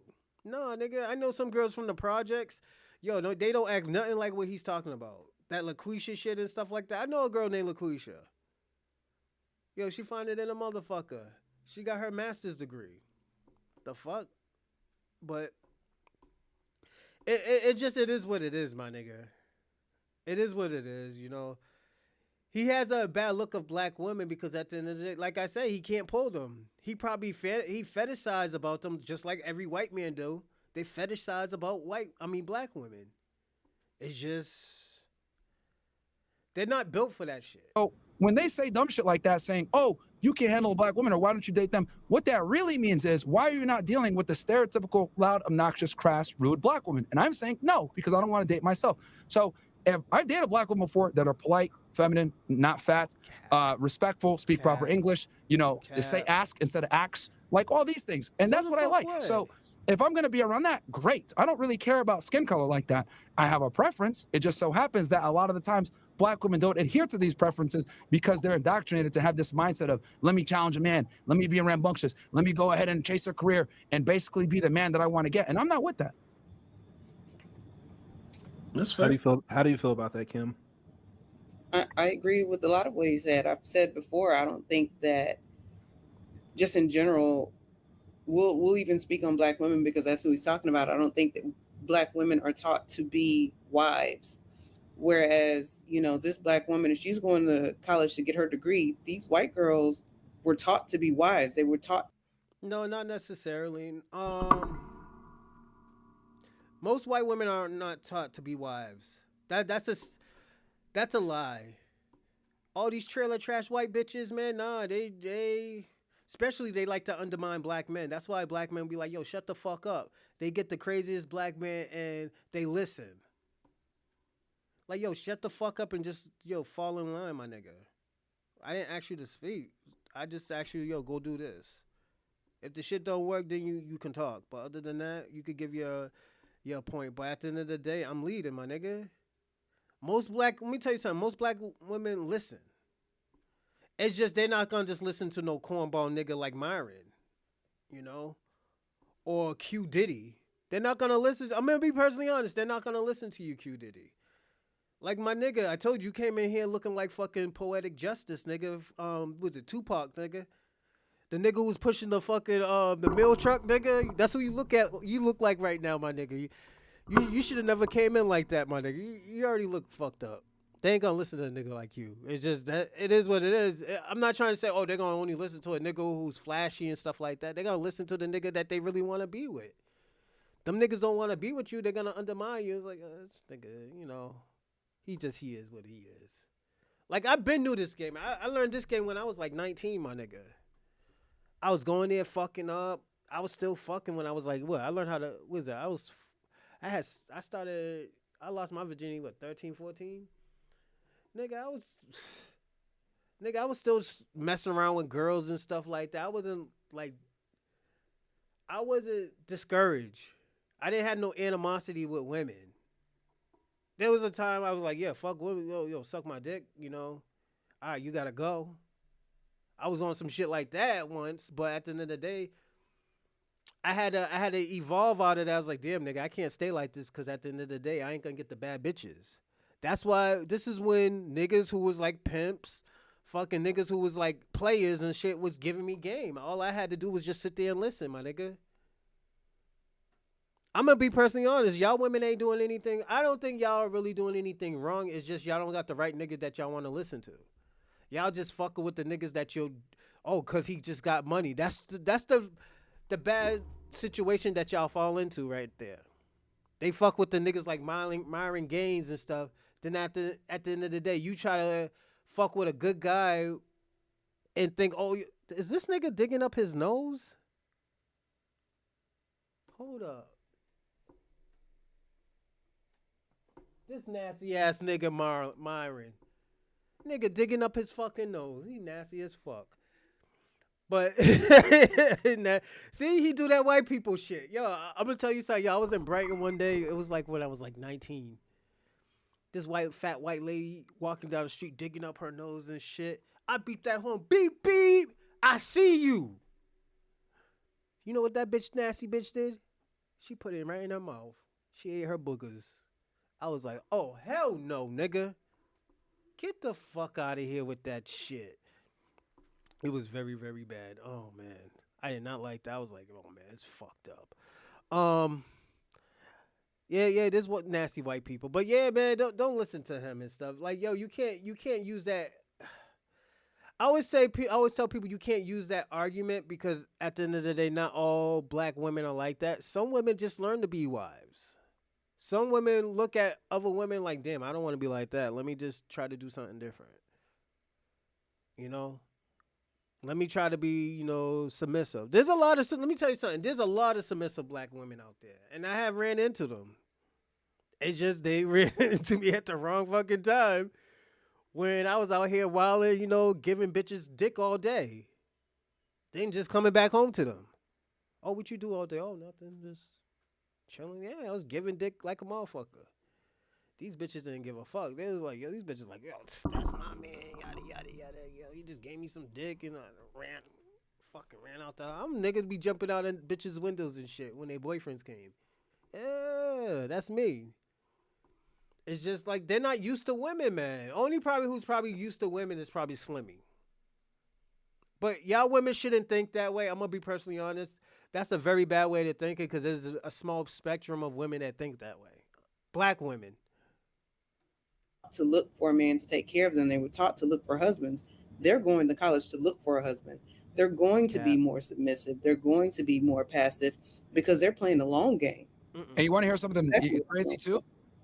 You know, it's funny. The white girls be the biggest hoes. I'd be warning people with these college educated white girls. Like if they join a sorority and shit like that, I tell guys all the time, like, bro, you know, you also don't want to wife up a whore. So, like, you know, what ends up happening a lot of times with black women, because black women typically only want to be, black women are very narrow in what they like a lot of the times. They prefer black men overwhelmingly. But the problem on the black male side is black men will take whatever, right? So that's kind of the issue where you run into a problem with a lot of black women. Also, black women tend to favor looks a lot more than other races. That's what you're supposed to do. Which is, I guess, maybe a masculine trait. But black women tend to be more interested in the way that they dress, the way they conduct themselves, you know, the way they look, etc. Like it's very interesting how I've noticed that with black women, they tend to be the race that is very interested in the way a man looks, which is fine. You can have your preferences, but what the problem with that is it dilutes the marketplace of men that you are going to open yourself. Again, that's wrong. Black women look for protection. If a man can protect you, that's all they really need. That's why you see certain women, black women, they'll go out with a man that don't make a lot of money, but the nigga will protect you. A man's gonna protect you. If you can't protect me, why the fuck am I with you? That's how a black woman think. Nigga, I remember these two couples. The nigga was a hood chick and the hood nigga. The dude was a hood nigga, and the chick was she was fine too. She was like 5'11", fat ass, nice tits, hood chick. But she was very, very smart. She was going to college. Nigga was jumping her, man. Dude was jumping her. Bitch jumped in. Boom, boom, boom, boom. I was like, oh, shit. Nigga, that's a power couple right there, nigga. That's what I always thought a power couple was supposed to do. For a man getting jumped, she jumping in there, boom, boom, boom. Yo, I used to have this for a fucking Moroccan chick. Nigga, she almost got me locked up, man. I almost tried to attack the cop. Them niggas tased me, my nigga. And I'm gonna be personally honest. They tased me. And they were gonna put charges on me. I was drunk as fuck, too. She jumped on the cop, and I grabbed the cop. The nigga pulled out his taser and just tased me. He didn't even give me a warning. And the nigga, I was looking all sad, like, damn, I'm about to go to jail. I'm looking sad like somebody killed my fucking dog, my nigga. I'm like, oh, man.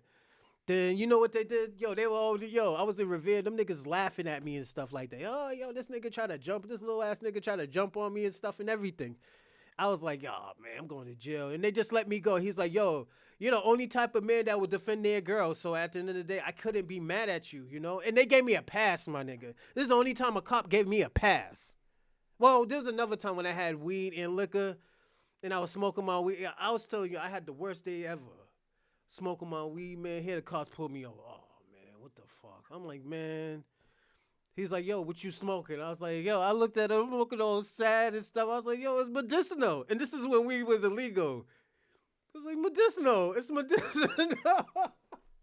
He's like, yo, just go, my man. I was like, yo, he's like, he already knew I was having a bad day. It was like, you know, you have that look like, damn, man, like, you really got to take that. It's like, yo, I've been trying to not get in trouble. And this is the time I don't run. And I'm like, oh, man. And I was talking about, I was looking like I was about to cry. That's how bad of a day I was having. I was really going to cry, my nigga, for that blunt. Because I really needed that blunt that day. I was like, oh, man. Like, do you have to take care of this medicine? I'm not having a good day, man. Like, do you have to do this to me?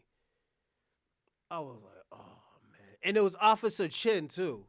His name was Officer Chin. He was a Chinese cop, too. He used to, one time he chased me. And I was talking about, I was meters away. Meters and yards away. And this motherfucker caught back. And I was in the track team, too. He's the only guy who ever caught me. He's the only guy who ever caught me as a cop. I mean, as him being a cop. Only guy. I was like, oh, shit. Yeah, I was scared. But Up to. And when black women go to college and they educate themselves, etc., they kind of bring that percentage down even more so as they climb up the ranks. But like with white girls, you know, white girls, you know, you're right. They go to college. They're looking for a husband while they're there in school a lot of times, because a lot of times they don't even want to work their shitty ass, you know, HR job that they end up getting. But they end up being hoes a lot of the times, if we're going to be honest. So that's another thing that I tell guys to watch out for when it comes to the white girls, because every every group of women has their stereotypes that guys got to look out for. Carrie, what do you He ain't think? lying. Carrie, what do you think about That's a small the percentage, narrative though. between black, white cultural norms, black women not necessarily being taught to look for husbands, all of that type of stuff? What do you think about everything that's being communicated in a general sense? I agree with a lot of what he just said. I don't know if Damn, y'all niggas is weak, my nigga. I'm sorry. This crowd of people are weak, my nigga. You gotta give some type of pushback. Y'all just agreeing. Oh yeah, I agree. Nah, nigga, like yo, that's only a small percentage of black people. We could do the facts and stuff, but experience what, nigga? I lived in the projects. I lived in probably one of the oldest projects in Boston. No, it's not like that. Like, yeah, in my project, everybody's related because everybody was fucking everybody. But at the end of the day, these niggas was staying with these people. Like, yeah, these niggas probably had other relationships and other kids, but they was staying with their loved ones. They was still doing that old school shit. You know, that's why I always tell people I'm from probably the oldest projects in Boston. That's where I'm from. But niggas was staying with each other. Like, yeah, put it this way. If you get kicked out the house, my nigga, you're still going to stay married. You're not going to drop that name. You're not going to, if the nigga comes back, he's coming back. It's just at the end of the day, you get sick and tired of that. Sometimes there's some niggas that will take your spot, and you just got to, that's like, you act right. Like, yo, my nigga, yo, Miss Shirley still got it. Miss Shirley still got that good because little old Festa over there, you know, still want to fuck with her. So you start acting right, like, yo, I got to stay, you know, fuck these other bitches. I ain't fucking with them no more. And they just come back. That's how it always been at in the projects. But yeah, niggas would be having other kids and stuff, but niggas be taking care of them kids. Niggas do find true love in the projects. It's just that's what type of love it is. Nigga want to have his fun and spread his wings, but he understands like, damn, I'm spreading my wings and stuff, but yo, niggas is looking at my baby mother or my wife. Like, niggas will fuck your wife if you know you're not, you know, if you're not acting right. It always been like that. It's just that act right. It's not. I always tell people it's not that she's a whore. It's like, yo, my nigga, you're not fulfilling your check. You're not fulfilling your checklist. You know. It's always been like that. You're not fulfilling your checklist, so that's just what it is. That's how I look at it. You're not fulfilling the checklist. if it's that women are not necessarily being taught to be wives per se, as much as taught to be wives that men want. Because There you go. well, everybody is not taught to go be an independent woman void of a man. Like, some women are genuinely taught to go marry, but they're also taught to have a career at the same time. They're taught to have kids, but they're taught to go get an education. They're not taught to not be a wife, but they're also not necessarily taught to prioritize being a wife. They're not necessarily taught the characteristics that a husband that they want would actually be looking for. So because everybody doesn't come from a broken home either. I mean, I know a lot, we say that There a you lot, go. and I'm There go not that downing the pushback. numbers on it, but Go on, everybody Carrie. doesn't come from a broken home. A lot of people have a 2-parent example, but they might not necessarily know how to be the Well, wife I that they would want say the it's husband not for. just a black issue. It's a whole U.S. issue. The nuclear family has been destroyed, and there's a bunch of For reasons for sure. that. You know, feminism, He just etc., has been, contradicted I think, himself. one of the biggest problems. He just contradicted himself. What did he just say to everybody? Black people has mostly broken homes. This is what they were going with. Now, once she said like, "Yo, not every black person has a broken home." Now he's saying it's a U.S. issue. I thought it was a black issue. That's why I say, yo, it's not that many people that the way how he's making black people seem like. Nah, we're not usually like that. You might get a few. You might get a bundle of people like that, but it's not all of us. It's not all of us. This is why I always tell people don't listen to him. He's gonna backpedal of what he's gonna say. Once, shout out to Carrie. Thank you for asking that. She must be a older chick who is probably married or who do have kids or who was taught right by a single parent. Let me tell you something. My father wasn't always there. He didn't live with me and my mother. But one thing I learned is that I don't have to listen to my motherfucking mother. I listened to my mother until she was, when I was like 18. After I said, you know what, that shit ain't working for me. I was like, yo, I'm going to have to experience this. And I was listening to my father too. What they were telling me wasn't working for me. So I told him, I'm not listening to y'all niggas no more. I'm going to do what I want to do. Them niggas got mad. Let the nigga, y'all could stay mad. I'm not listening to you. Every time I listen to y'all niggas, I get put in a situation. Niggas has to understand, and I'm talking about black men and women. Sometimes you gotta be like, yo, I gotta figure this shit out myself because you know what? Listening to my parents is not working. That shit ain't working. Only person who accept me for who I am out of my mother and father is my father. Cause I'll go to my mother and be like, yo, this ain't no dictatorship. I'm telling you I'm not doing it. Oh, okay. Then she'll go try to manipulate the situation because my mother is a mental psychologist. Well, that's her degree. Nigga, you can't tell me anything. I do what I want to do. The fuck? I do what I want to do. That's how lit I be. And I made the greatest choice ever. Let me tell you something. After I stopped listening to them niggas, I went to college. And they were telling me to go to college. After that, I was like, yo, don't let me not listen to these niggas. I'm not telling y'all don't listen to y'all parents. I'm just saying, like, yo, sometimes you got to make your own choices. Sometimes you, like he said, one thing I can agree with Myron is sometimes you do have to feel. But we've been telling Myron that. Myron was going by statistics for like 4 or 5 years. I've been saying experience. Sometimes you got to go on other people's experience. Sometimes some people have to tell you like, yo, I've been through this and that. Sometimes you have to hear from the people that really love you, that you can really talk to. Like, let me tell y'all something. The reason why I stopped selling drugs, my uncle got locked up. My uncle was looking at 30 years. He pleaded 10. He beat the RICO case. They dismissed the RICO case, but they tried to reappeal it or retry. I guess it's called a retrial or repeal. I don't know the difference. So he's like, you know what? I don't want to fight no more. I'm going to just take the 10 years. He said, okay. I'm going to take the 10 years. I'm like, oh, fuck. What am I going to do for the next 10 years? I was in college at the time, and my uncle was helping me with my homework.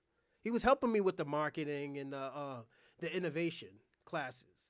So I was like, damn, I got to do this shit myself. I was like, damn, what do I remember he taught me? Then I just went back to all the drug dealing shit that I used to do. Like, okay. I just didn't want to let him know that, I was selling powder sometimes. Nah, fuck that. He would be like, yo, what the fuck you doing? Just stick to the weed, my nigga. Go get your, stick to the weed, And I'm happy I don't do it. I don't sell that shit no more. I was doing, I sold powder for, 2 months.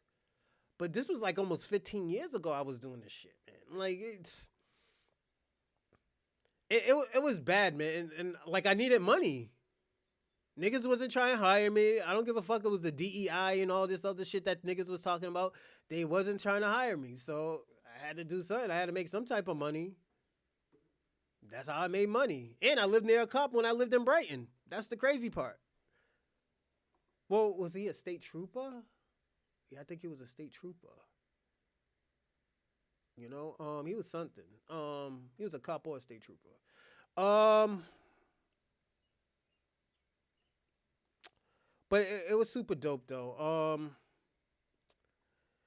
Like my uncle, yo, he helped me out with a lot. It's just like, yo, I listened to him because he had the experience. My uncle already did what 15 years. Then he ended up doing another 10 years.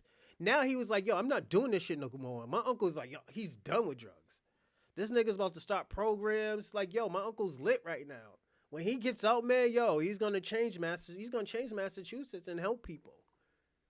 He already did the time. He's like, yo, I don't want to do this no more. I'm gonna listen to him before I listen to anybody else about drugs. Or how should I move? My uncle knows about business. My uncle studied this business shit. My uncle was giving me business. My uncle told me buy Google Chrome when Google Chrome was only $800 a share.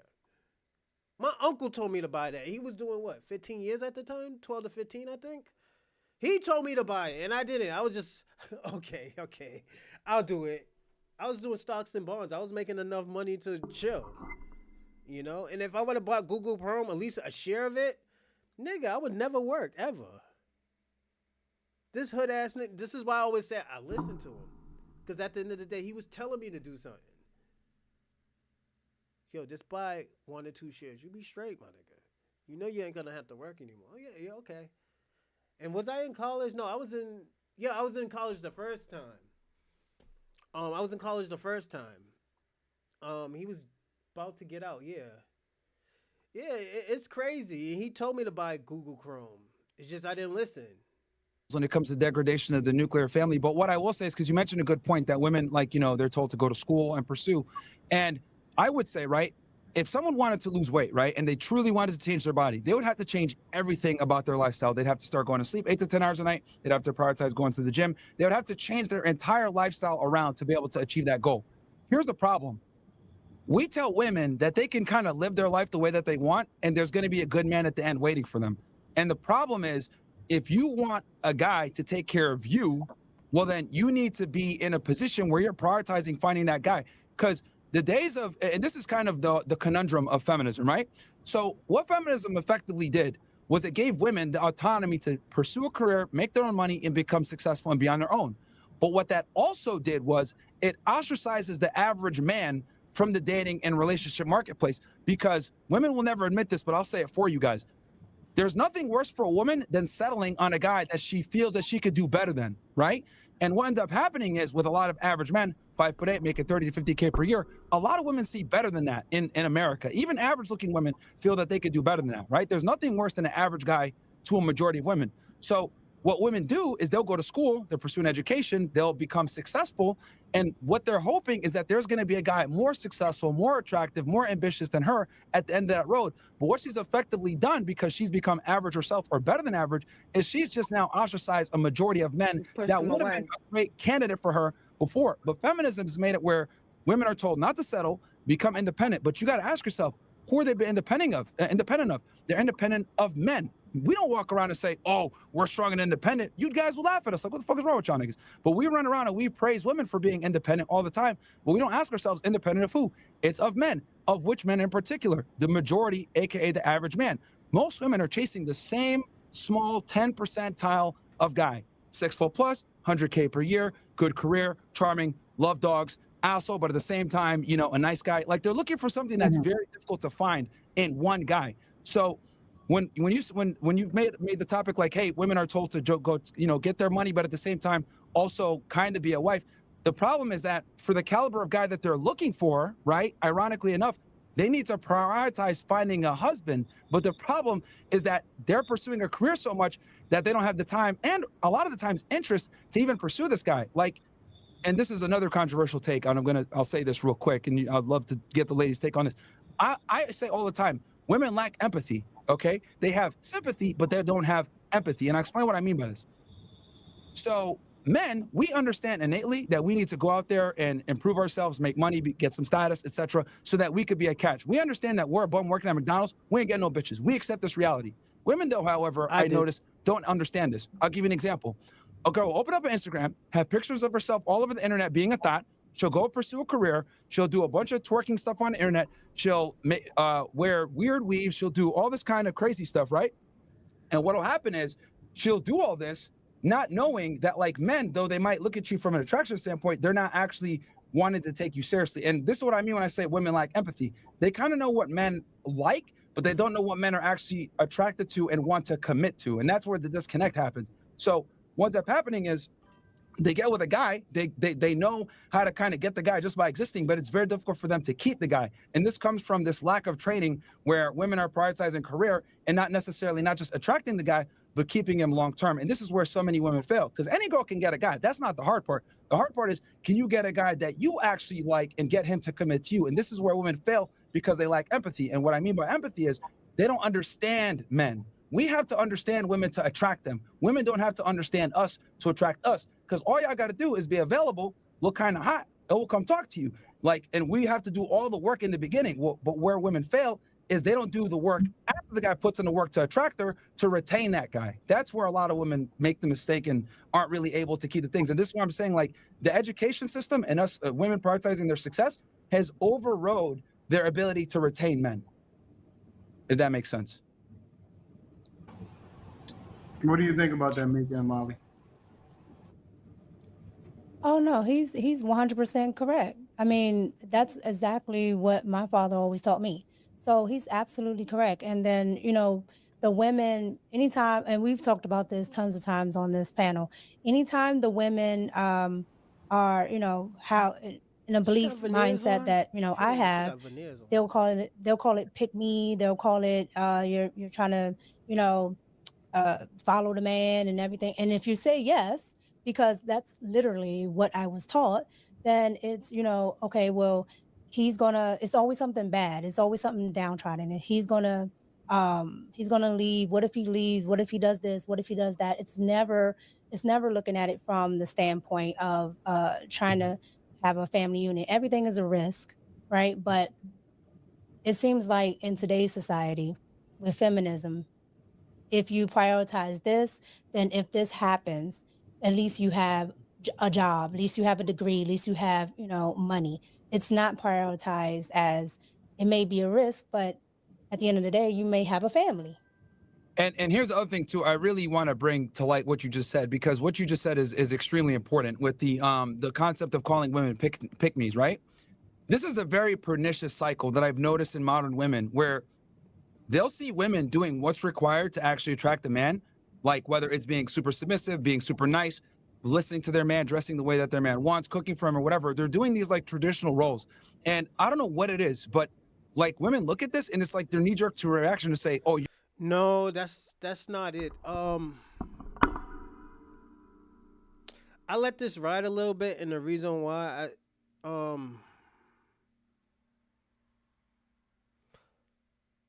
you gotta understand. Most people don't understand. A lot of people don't know how to cook these days. Not even men. Men are supposed to learn how to cook.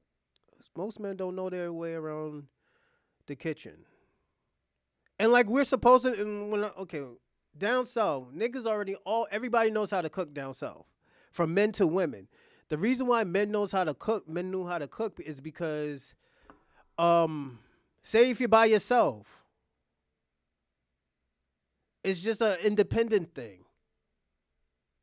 It's just being independent. I know how to clean. I know how to cook. Most people are not. Most people are not learn how to clean or cook.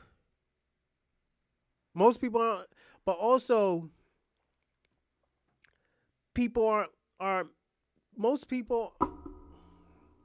How to say it? Most people don't.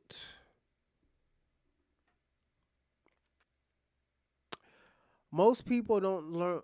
Most people don't know how to work. Don't know how to learn to work together.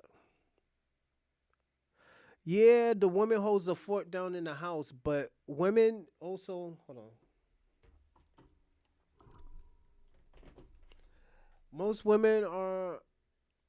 Yeah, most women are supposed to hold the house down, but also men don't. Most men need to learn how to work together in that house too, because niggas do get tired.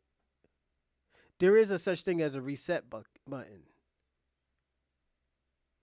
It's just that's just a human action, you know. you're a pick me. Oh, you're being caved in by your man. Like this girl right now is literally going viral. Emily Saves America. She's supposed to be a conservative, and she talks about, hey, well, you should probably still get a job. You should still get a hobby. Blah blah blah. And that goes against conservatism, and that's why I say a lot of these women that are conservatives are really undercover feminists, because what they're doing is they're teaching women this pernicious cycle you just mentioned with this whole don't be a pick me or whatever, because we have an entire society that tells women, hey, don't do anything for the express consent for a man. You need to put yourself first, not knowing that if you actually want to keep a guy first, you actually have to put yourself second. Your job is the aid, the assistant, the helpmate, because when a man is put forward, when we win, you win by extension. But if we put the woman forward and the woman wins, what ends up happening is the woman's like, I don't need this nigga. Like, his job is to provide it for me. I'm the one providing. This is why I tell guys all the time, you got to be the leader, and the girl's got to like you more than you like her. Because since women are the ones used to being pursued, the only time they're going to respect the man is when they're finally pursuing, because they never do that. So that's how they're able to distinguish, do I got a winner or a loser? Am I following him or is he following me? Because this whole, like, I'm going to build my wife up, I'm going to move for her and her career. I tell guys, never do that, because when you do that, what you've inadvertently done is you've given her the frame and the leadership role in the relationship. And the women will sit there and say, I want to be equal partner. What I've realized is their actions never actually reflect that. They want you to be the leader. They want you to dictate the terms. And the biggest way for that to happen is by her kind of submitting to and having this pick me thing that a lot of women use. But whenever I see women say, put it this way, ladies, if girls are calling you a pick me, you're doing something very right. Do not listen to the feminist propaganda that tries to almost like, you know, when men insult each other and emasculate each other, like when we tell each other that, oh, you're a pick me, or you're an idiot for following a man, or you're stupid, or you could do better. That's all shaming language to keep you from having a man. One of the biggest things, and I'll end with this. This guy, his name is something Desire. Oh my God, I can't remember now sorry guys, I've been streaming for like 8 hours. Long story short, the truth Desire, something like that. He interviewed a divorce attorney, is the main bottom line here. And he asked the divorce attorney, she's a female divorce attorney, hey, who initiates most of the divorces and why? And she said something that I've been saying for years, and I thought it was awesome because it finally vindicated me. She said the women initiate the divorces, and a big reason why they do it is because they get talking to their girlfriends, and their girlfriends put shit in their ear. And it's back to that cycle you just mentioned with pick me, you do everything for him, blah, blah, blah, all this other stuff. And women will see other girls happy with a guy in a good relationship, and they'll try to ruin that and be like, why are you with him? You can do better. Oh, he has sim. Oh, look, he's controlling. He's XYZ. When in reality, he's everything that she wants. But since they're not happy and they don't got what they want, because it's so much harder to find a mate for women, they'll sit there and try to tear her shit down. And that's like one of the, I tell girls, if you have a relationship, get rid of all your single friends. They're going to lead you astray. Let me ask you, go ahead, Molly. No, I was just going to ask, well, because I know Mika brought up the topic of being called a pick me. What do you do as a woman when you're being called a pick me by men for supporting men? Because I don't think that gets brought up. Yeah, I think you should roast them and say, you should be honored that I'm even doing this, you dumbass. Like, I would literally tell, like, any guy that tries to shame you for actually being a woman. Like, there's men in the chat that'll say it, especially if I support Anton. They hate that. Yeah, and these guys are simps a lot of the times, like, because they don't understand. Because it's so, for a lot of guys, right? Them seeing a naturally submissive woman is like crazy to them, because a lot of women aren't anymore. Like, the average woman is, I'm independent, I'm strong, I could do everything a man could do.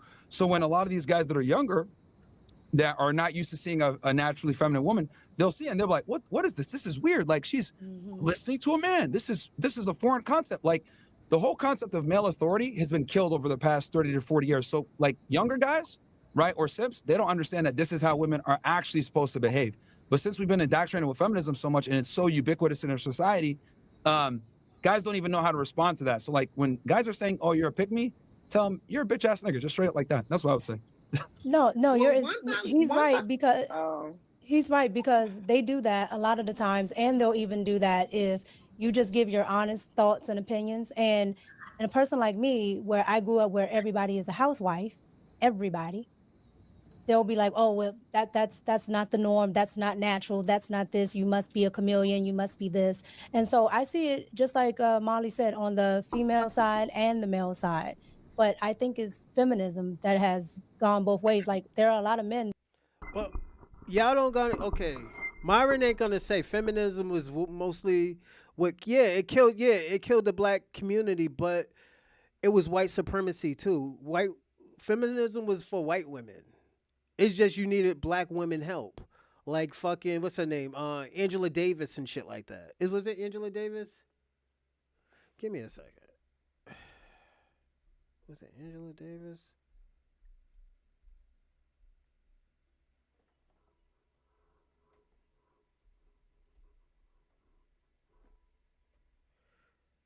Yeah, Angela Davis. And I love me Angela Davis. It's just like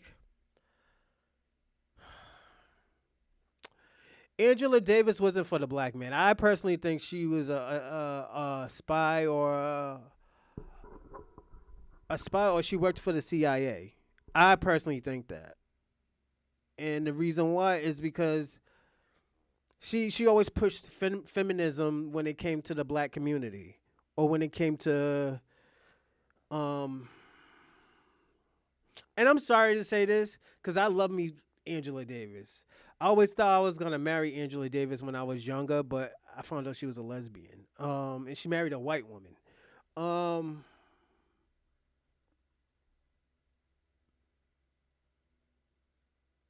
The fuck was it? When she was fucking around with Black Panther, I would think she was a spy for the CIA against the Black Panthers. One of the spies, because there was quite a few spies in the Black Panthers.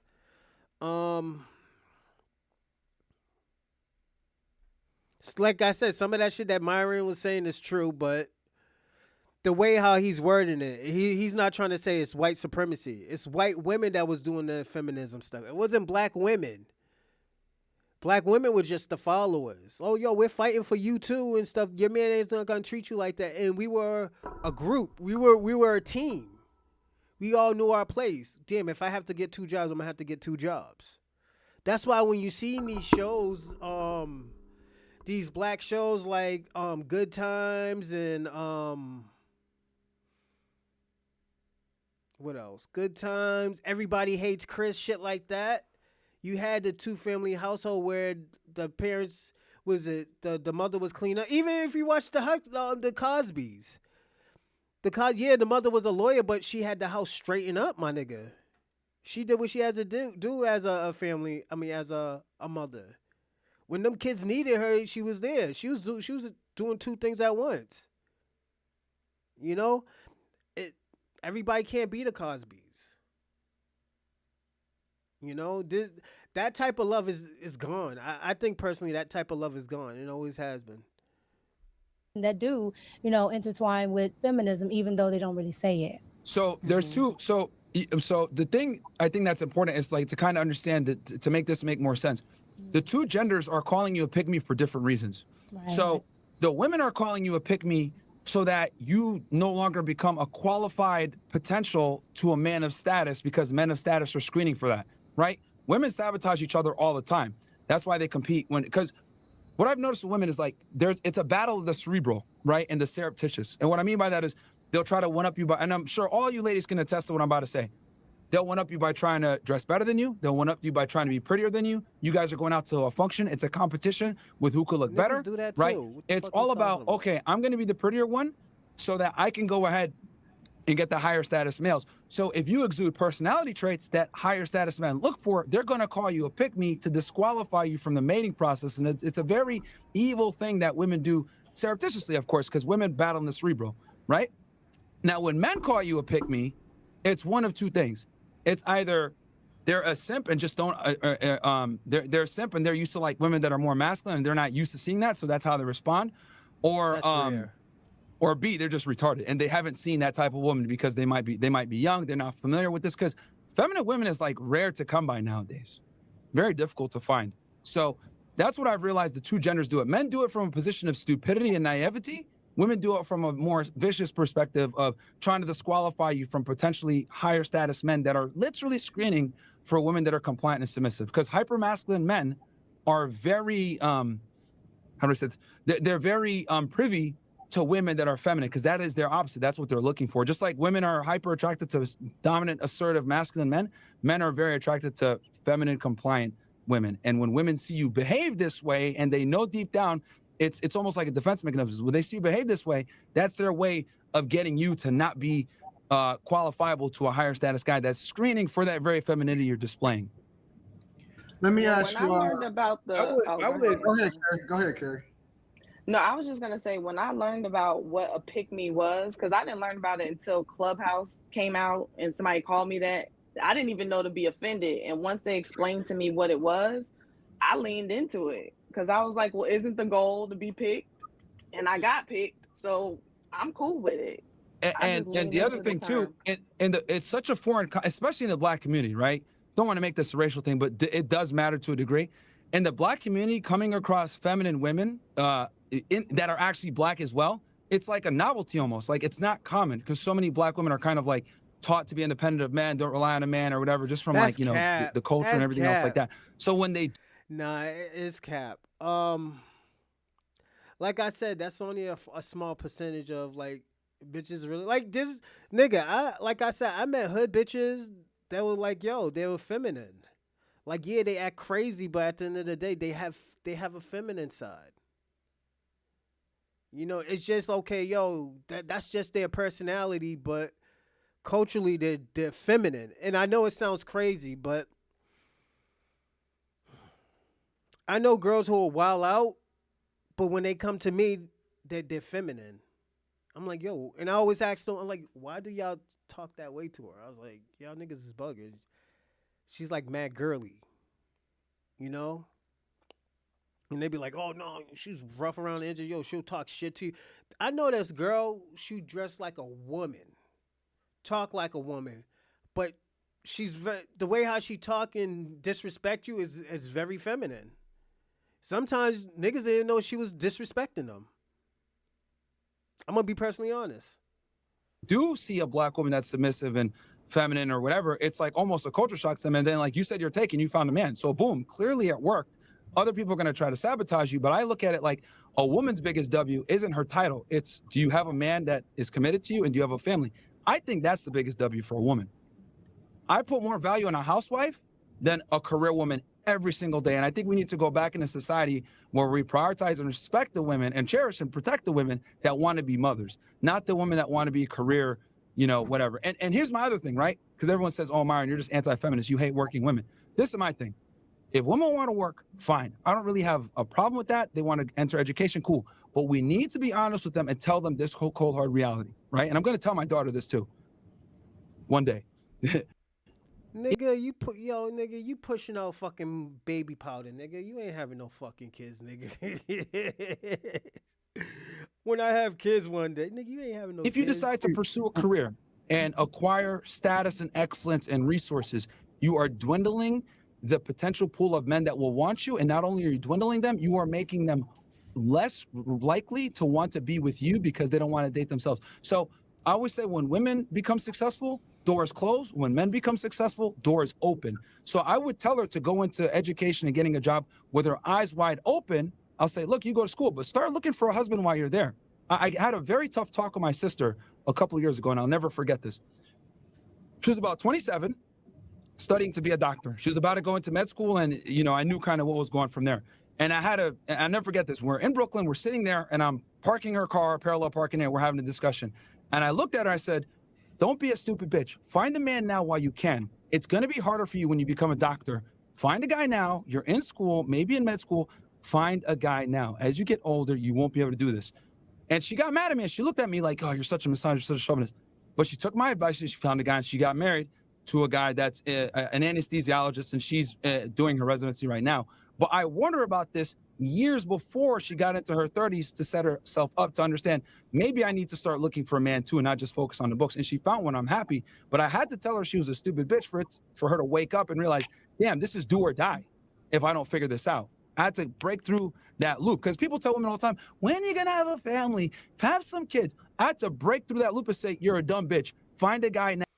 I was gonna be an anesthesiologist too when I went to college the first time. I didn't want to do it because I didn't want to do 12 years. Then I would have to do I could have did 8 years, but I didn't want to do 8 years. Plus, I had to go to med school, 8 to 12 years, then med school. I'm not doing all of that. It was just too much. So I was like, fuck that. Cause I was going, cause yo, I had a scholarship to I think in was it Indiana State and Kansas State. One was a scholarship. I think sports. Was it Kansas State? I don't know. It was it was a sports scholarship. I did track and field. I never told anybody that. Hold on one second.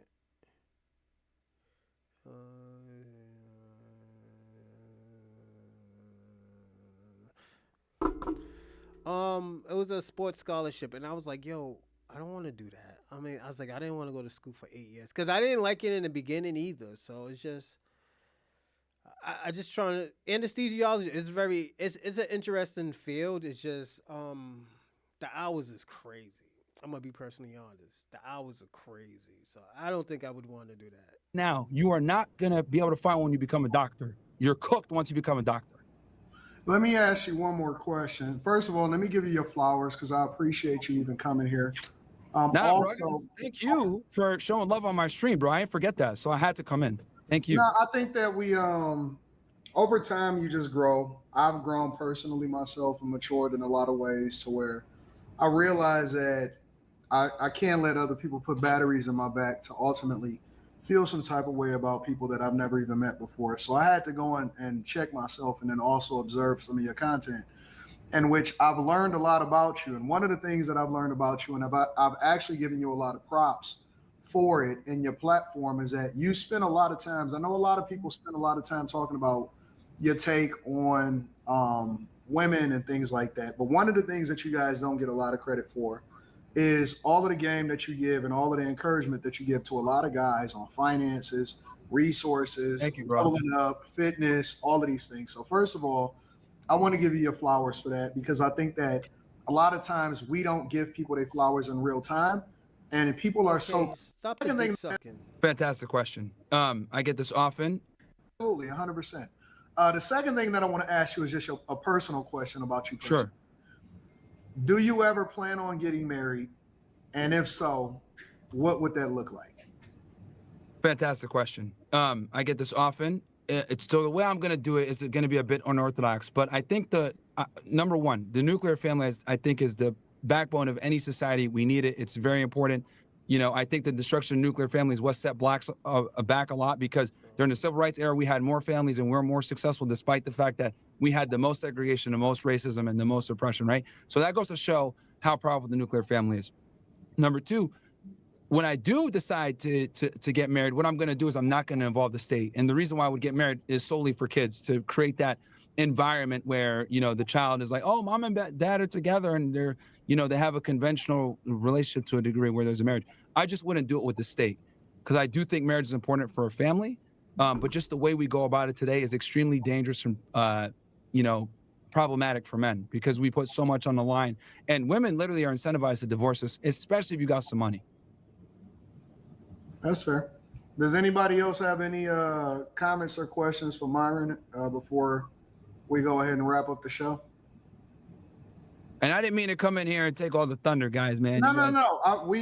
I like to extend the platform. We on here regularly. So the people that you see here right now, it's not uncommon for us to be here on a regular basis. But okay. I always like to give the floor, you know what I'm saying, to you, and then we chime in because, you know, it's not a normal thing that we get somebody in here to where we actually respect enough to actually, you know what I'm saying, hear them cook and let them get here. And I do want to give the ladies on the panel a degree, like a huge amount of support and love. Because like usually when I say these talking points, a lot of women like, oh my God, this guy is crazy, blah, blah, blah. And I've noticed that you guys have actually been intently listening to everything I've been saying.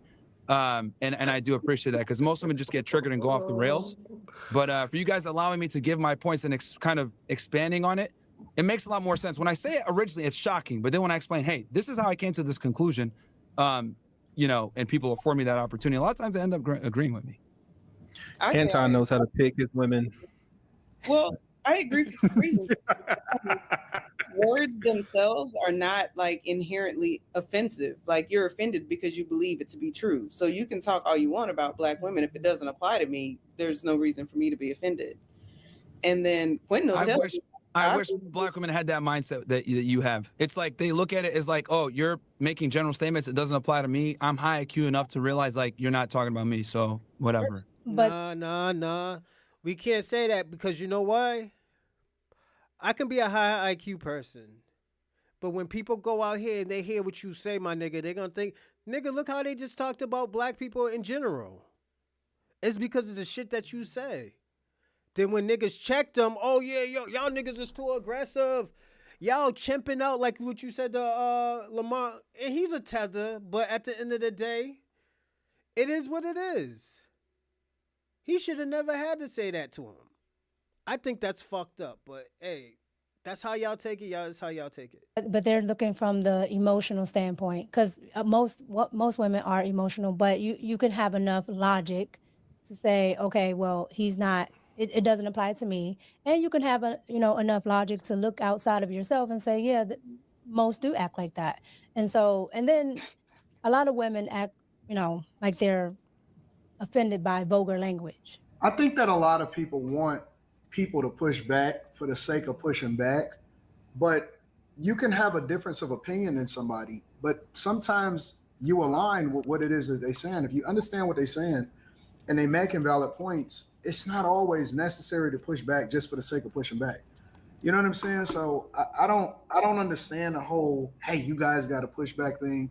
I don't subscribe to that. I just think that when people are cooking, then you give them the floor and you let them do their thing. I don't understand that. So Yeah, I mean, I'll give you guys an example, right? So I am very critical of when it comes to politics, and I'd use this example just because it makes sense and it can kind of explain the difference.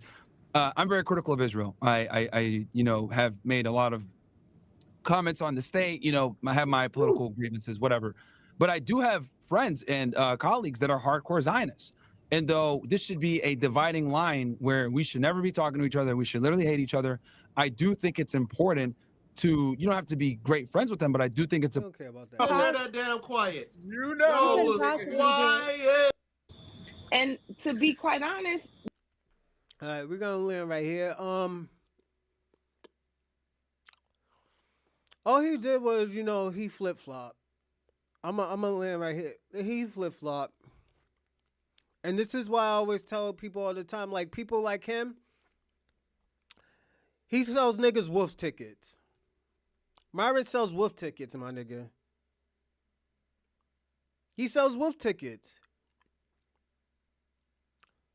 When you say, my nigga, when you say what you say, you need to stand 10 toes down on it. Don't, no, well, I don't mean it that way. He was talking about statistics, then he goes into experience. Nigga, you don't have no experience, nigga. You been say like, yo, this is my first girlfriend. This is what you said. You never. Dating is different. Dating is not a relationship. Dating is like you're just trying to fill out a person. Nigga, I had probably over 100 dates, my nigga. I dated over 100 people. Doesn't mean I was in a relationship with them. And this is where people get fucked up at. And I've been told people, don't get fucked up listening to this nigga. This nigga don't mean your best interest. I've been knew that. He don't need your best interest. So at the end of the day, y'all niggas gonna get yourself fucked up. Just go have a good time, my nigga. Nigga, if you date a hoe, you date a hoe. You know how many niggas fell in love with hoes, married hoes and shit like that? It does, man. I'm gonna tell y'all, I'm gonna give y'all a secret that I always tell people. I always tell people all the time, one day I'm gonna marry a hoe. And the reason why is because, our sex will be endless. Fortunately, I didn't. Hoes like to fuck. My baby mama was not really into the shit that I was into before I met her. She into the little traditional shit. So, I always tell niggas, marry hoes. Bitches that like to, fuck, nigga. That's what niggas call hoes, or people who have multiple partners. Bitches like to fuck, nigga. Those are the chicks that you want to marry. The ones that like to fuck. The ones being prudes and all this shit that this nigga want to talk about. Nah, nigga. You're going to divorce them soon, or they're going to divorce you when they find out, oh, yo, this ain't what I want it to be. Or you just gonna settle and die miserable, my nigga. I'm gonna be personally honest. He don't tell you that part of the story. Niggas love hoes and whores and shit like that. Let's personally be honest about it. You know? But I'm gonna land here. I hope y'all had a good show. Find best advice is don't stop being who you are. Fall in love with you. Just fall in love, my nigga. If there's a girl or a guy that you like, nigga might not make a lot of you. Try to make the best of it. You might be the breadwinner, but at the end of the day, you're in love. You love being with this person. Don't listen to this nigga. I'm not trying to give you a fairy stereotype of life, but fall in love with somebody that you love, nigga. Don't fall in love because the nigga got money. A nigga. Let me tell you something. As long as a nigga can protect you, you're attracted of the nigga. You know, you living a good, the good life. Then you ain't got nothing to complain about. All jokes aside, you ain't got nothing to complain about. But until next time, we'll chat. We'll probably chat later on for. Oh yeah, the my pre-birthday party starts at like 9:30. I got class until 8:30, so I'm gonna have to go get a bottle. I'm gonna go get a bottle right now. Tomorrow, cause tomorrow I gotta go get my ID renewed because it's gonna expire. So I should have picked that shit up like last week. I mean 2 weeks ago, but I didn't. But it starts at 9:30. We're gonna have a good time. We're gonna be talking crazy. I might even try to put y'all on here. Try to link y'all up and stuff. See how this shit works. When I get back, cause I'm gonna go get some money out the bank and shit. Do my thing, and I'll be back. I might even do another show before I do the pre-party, joint.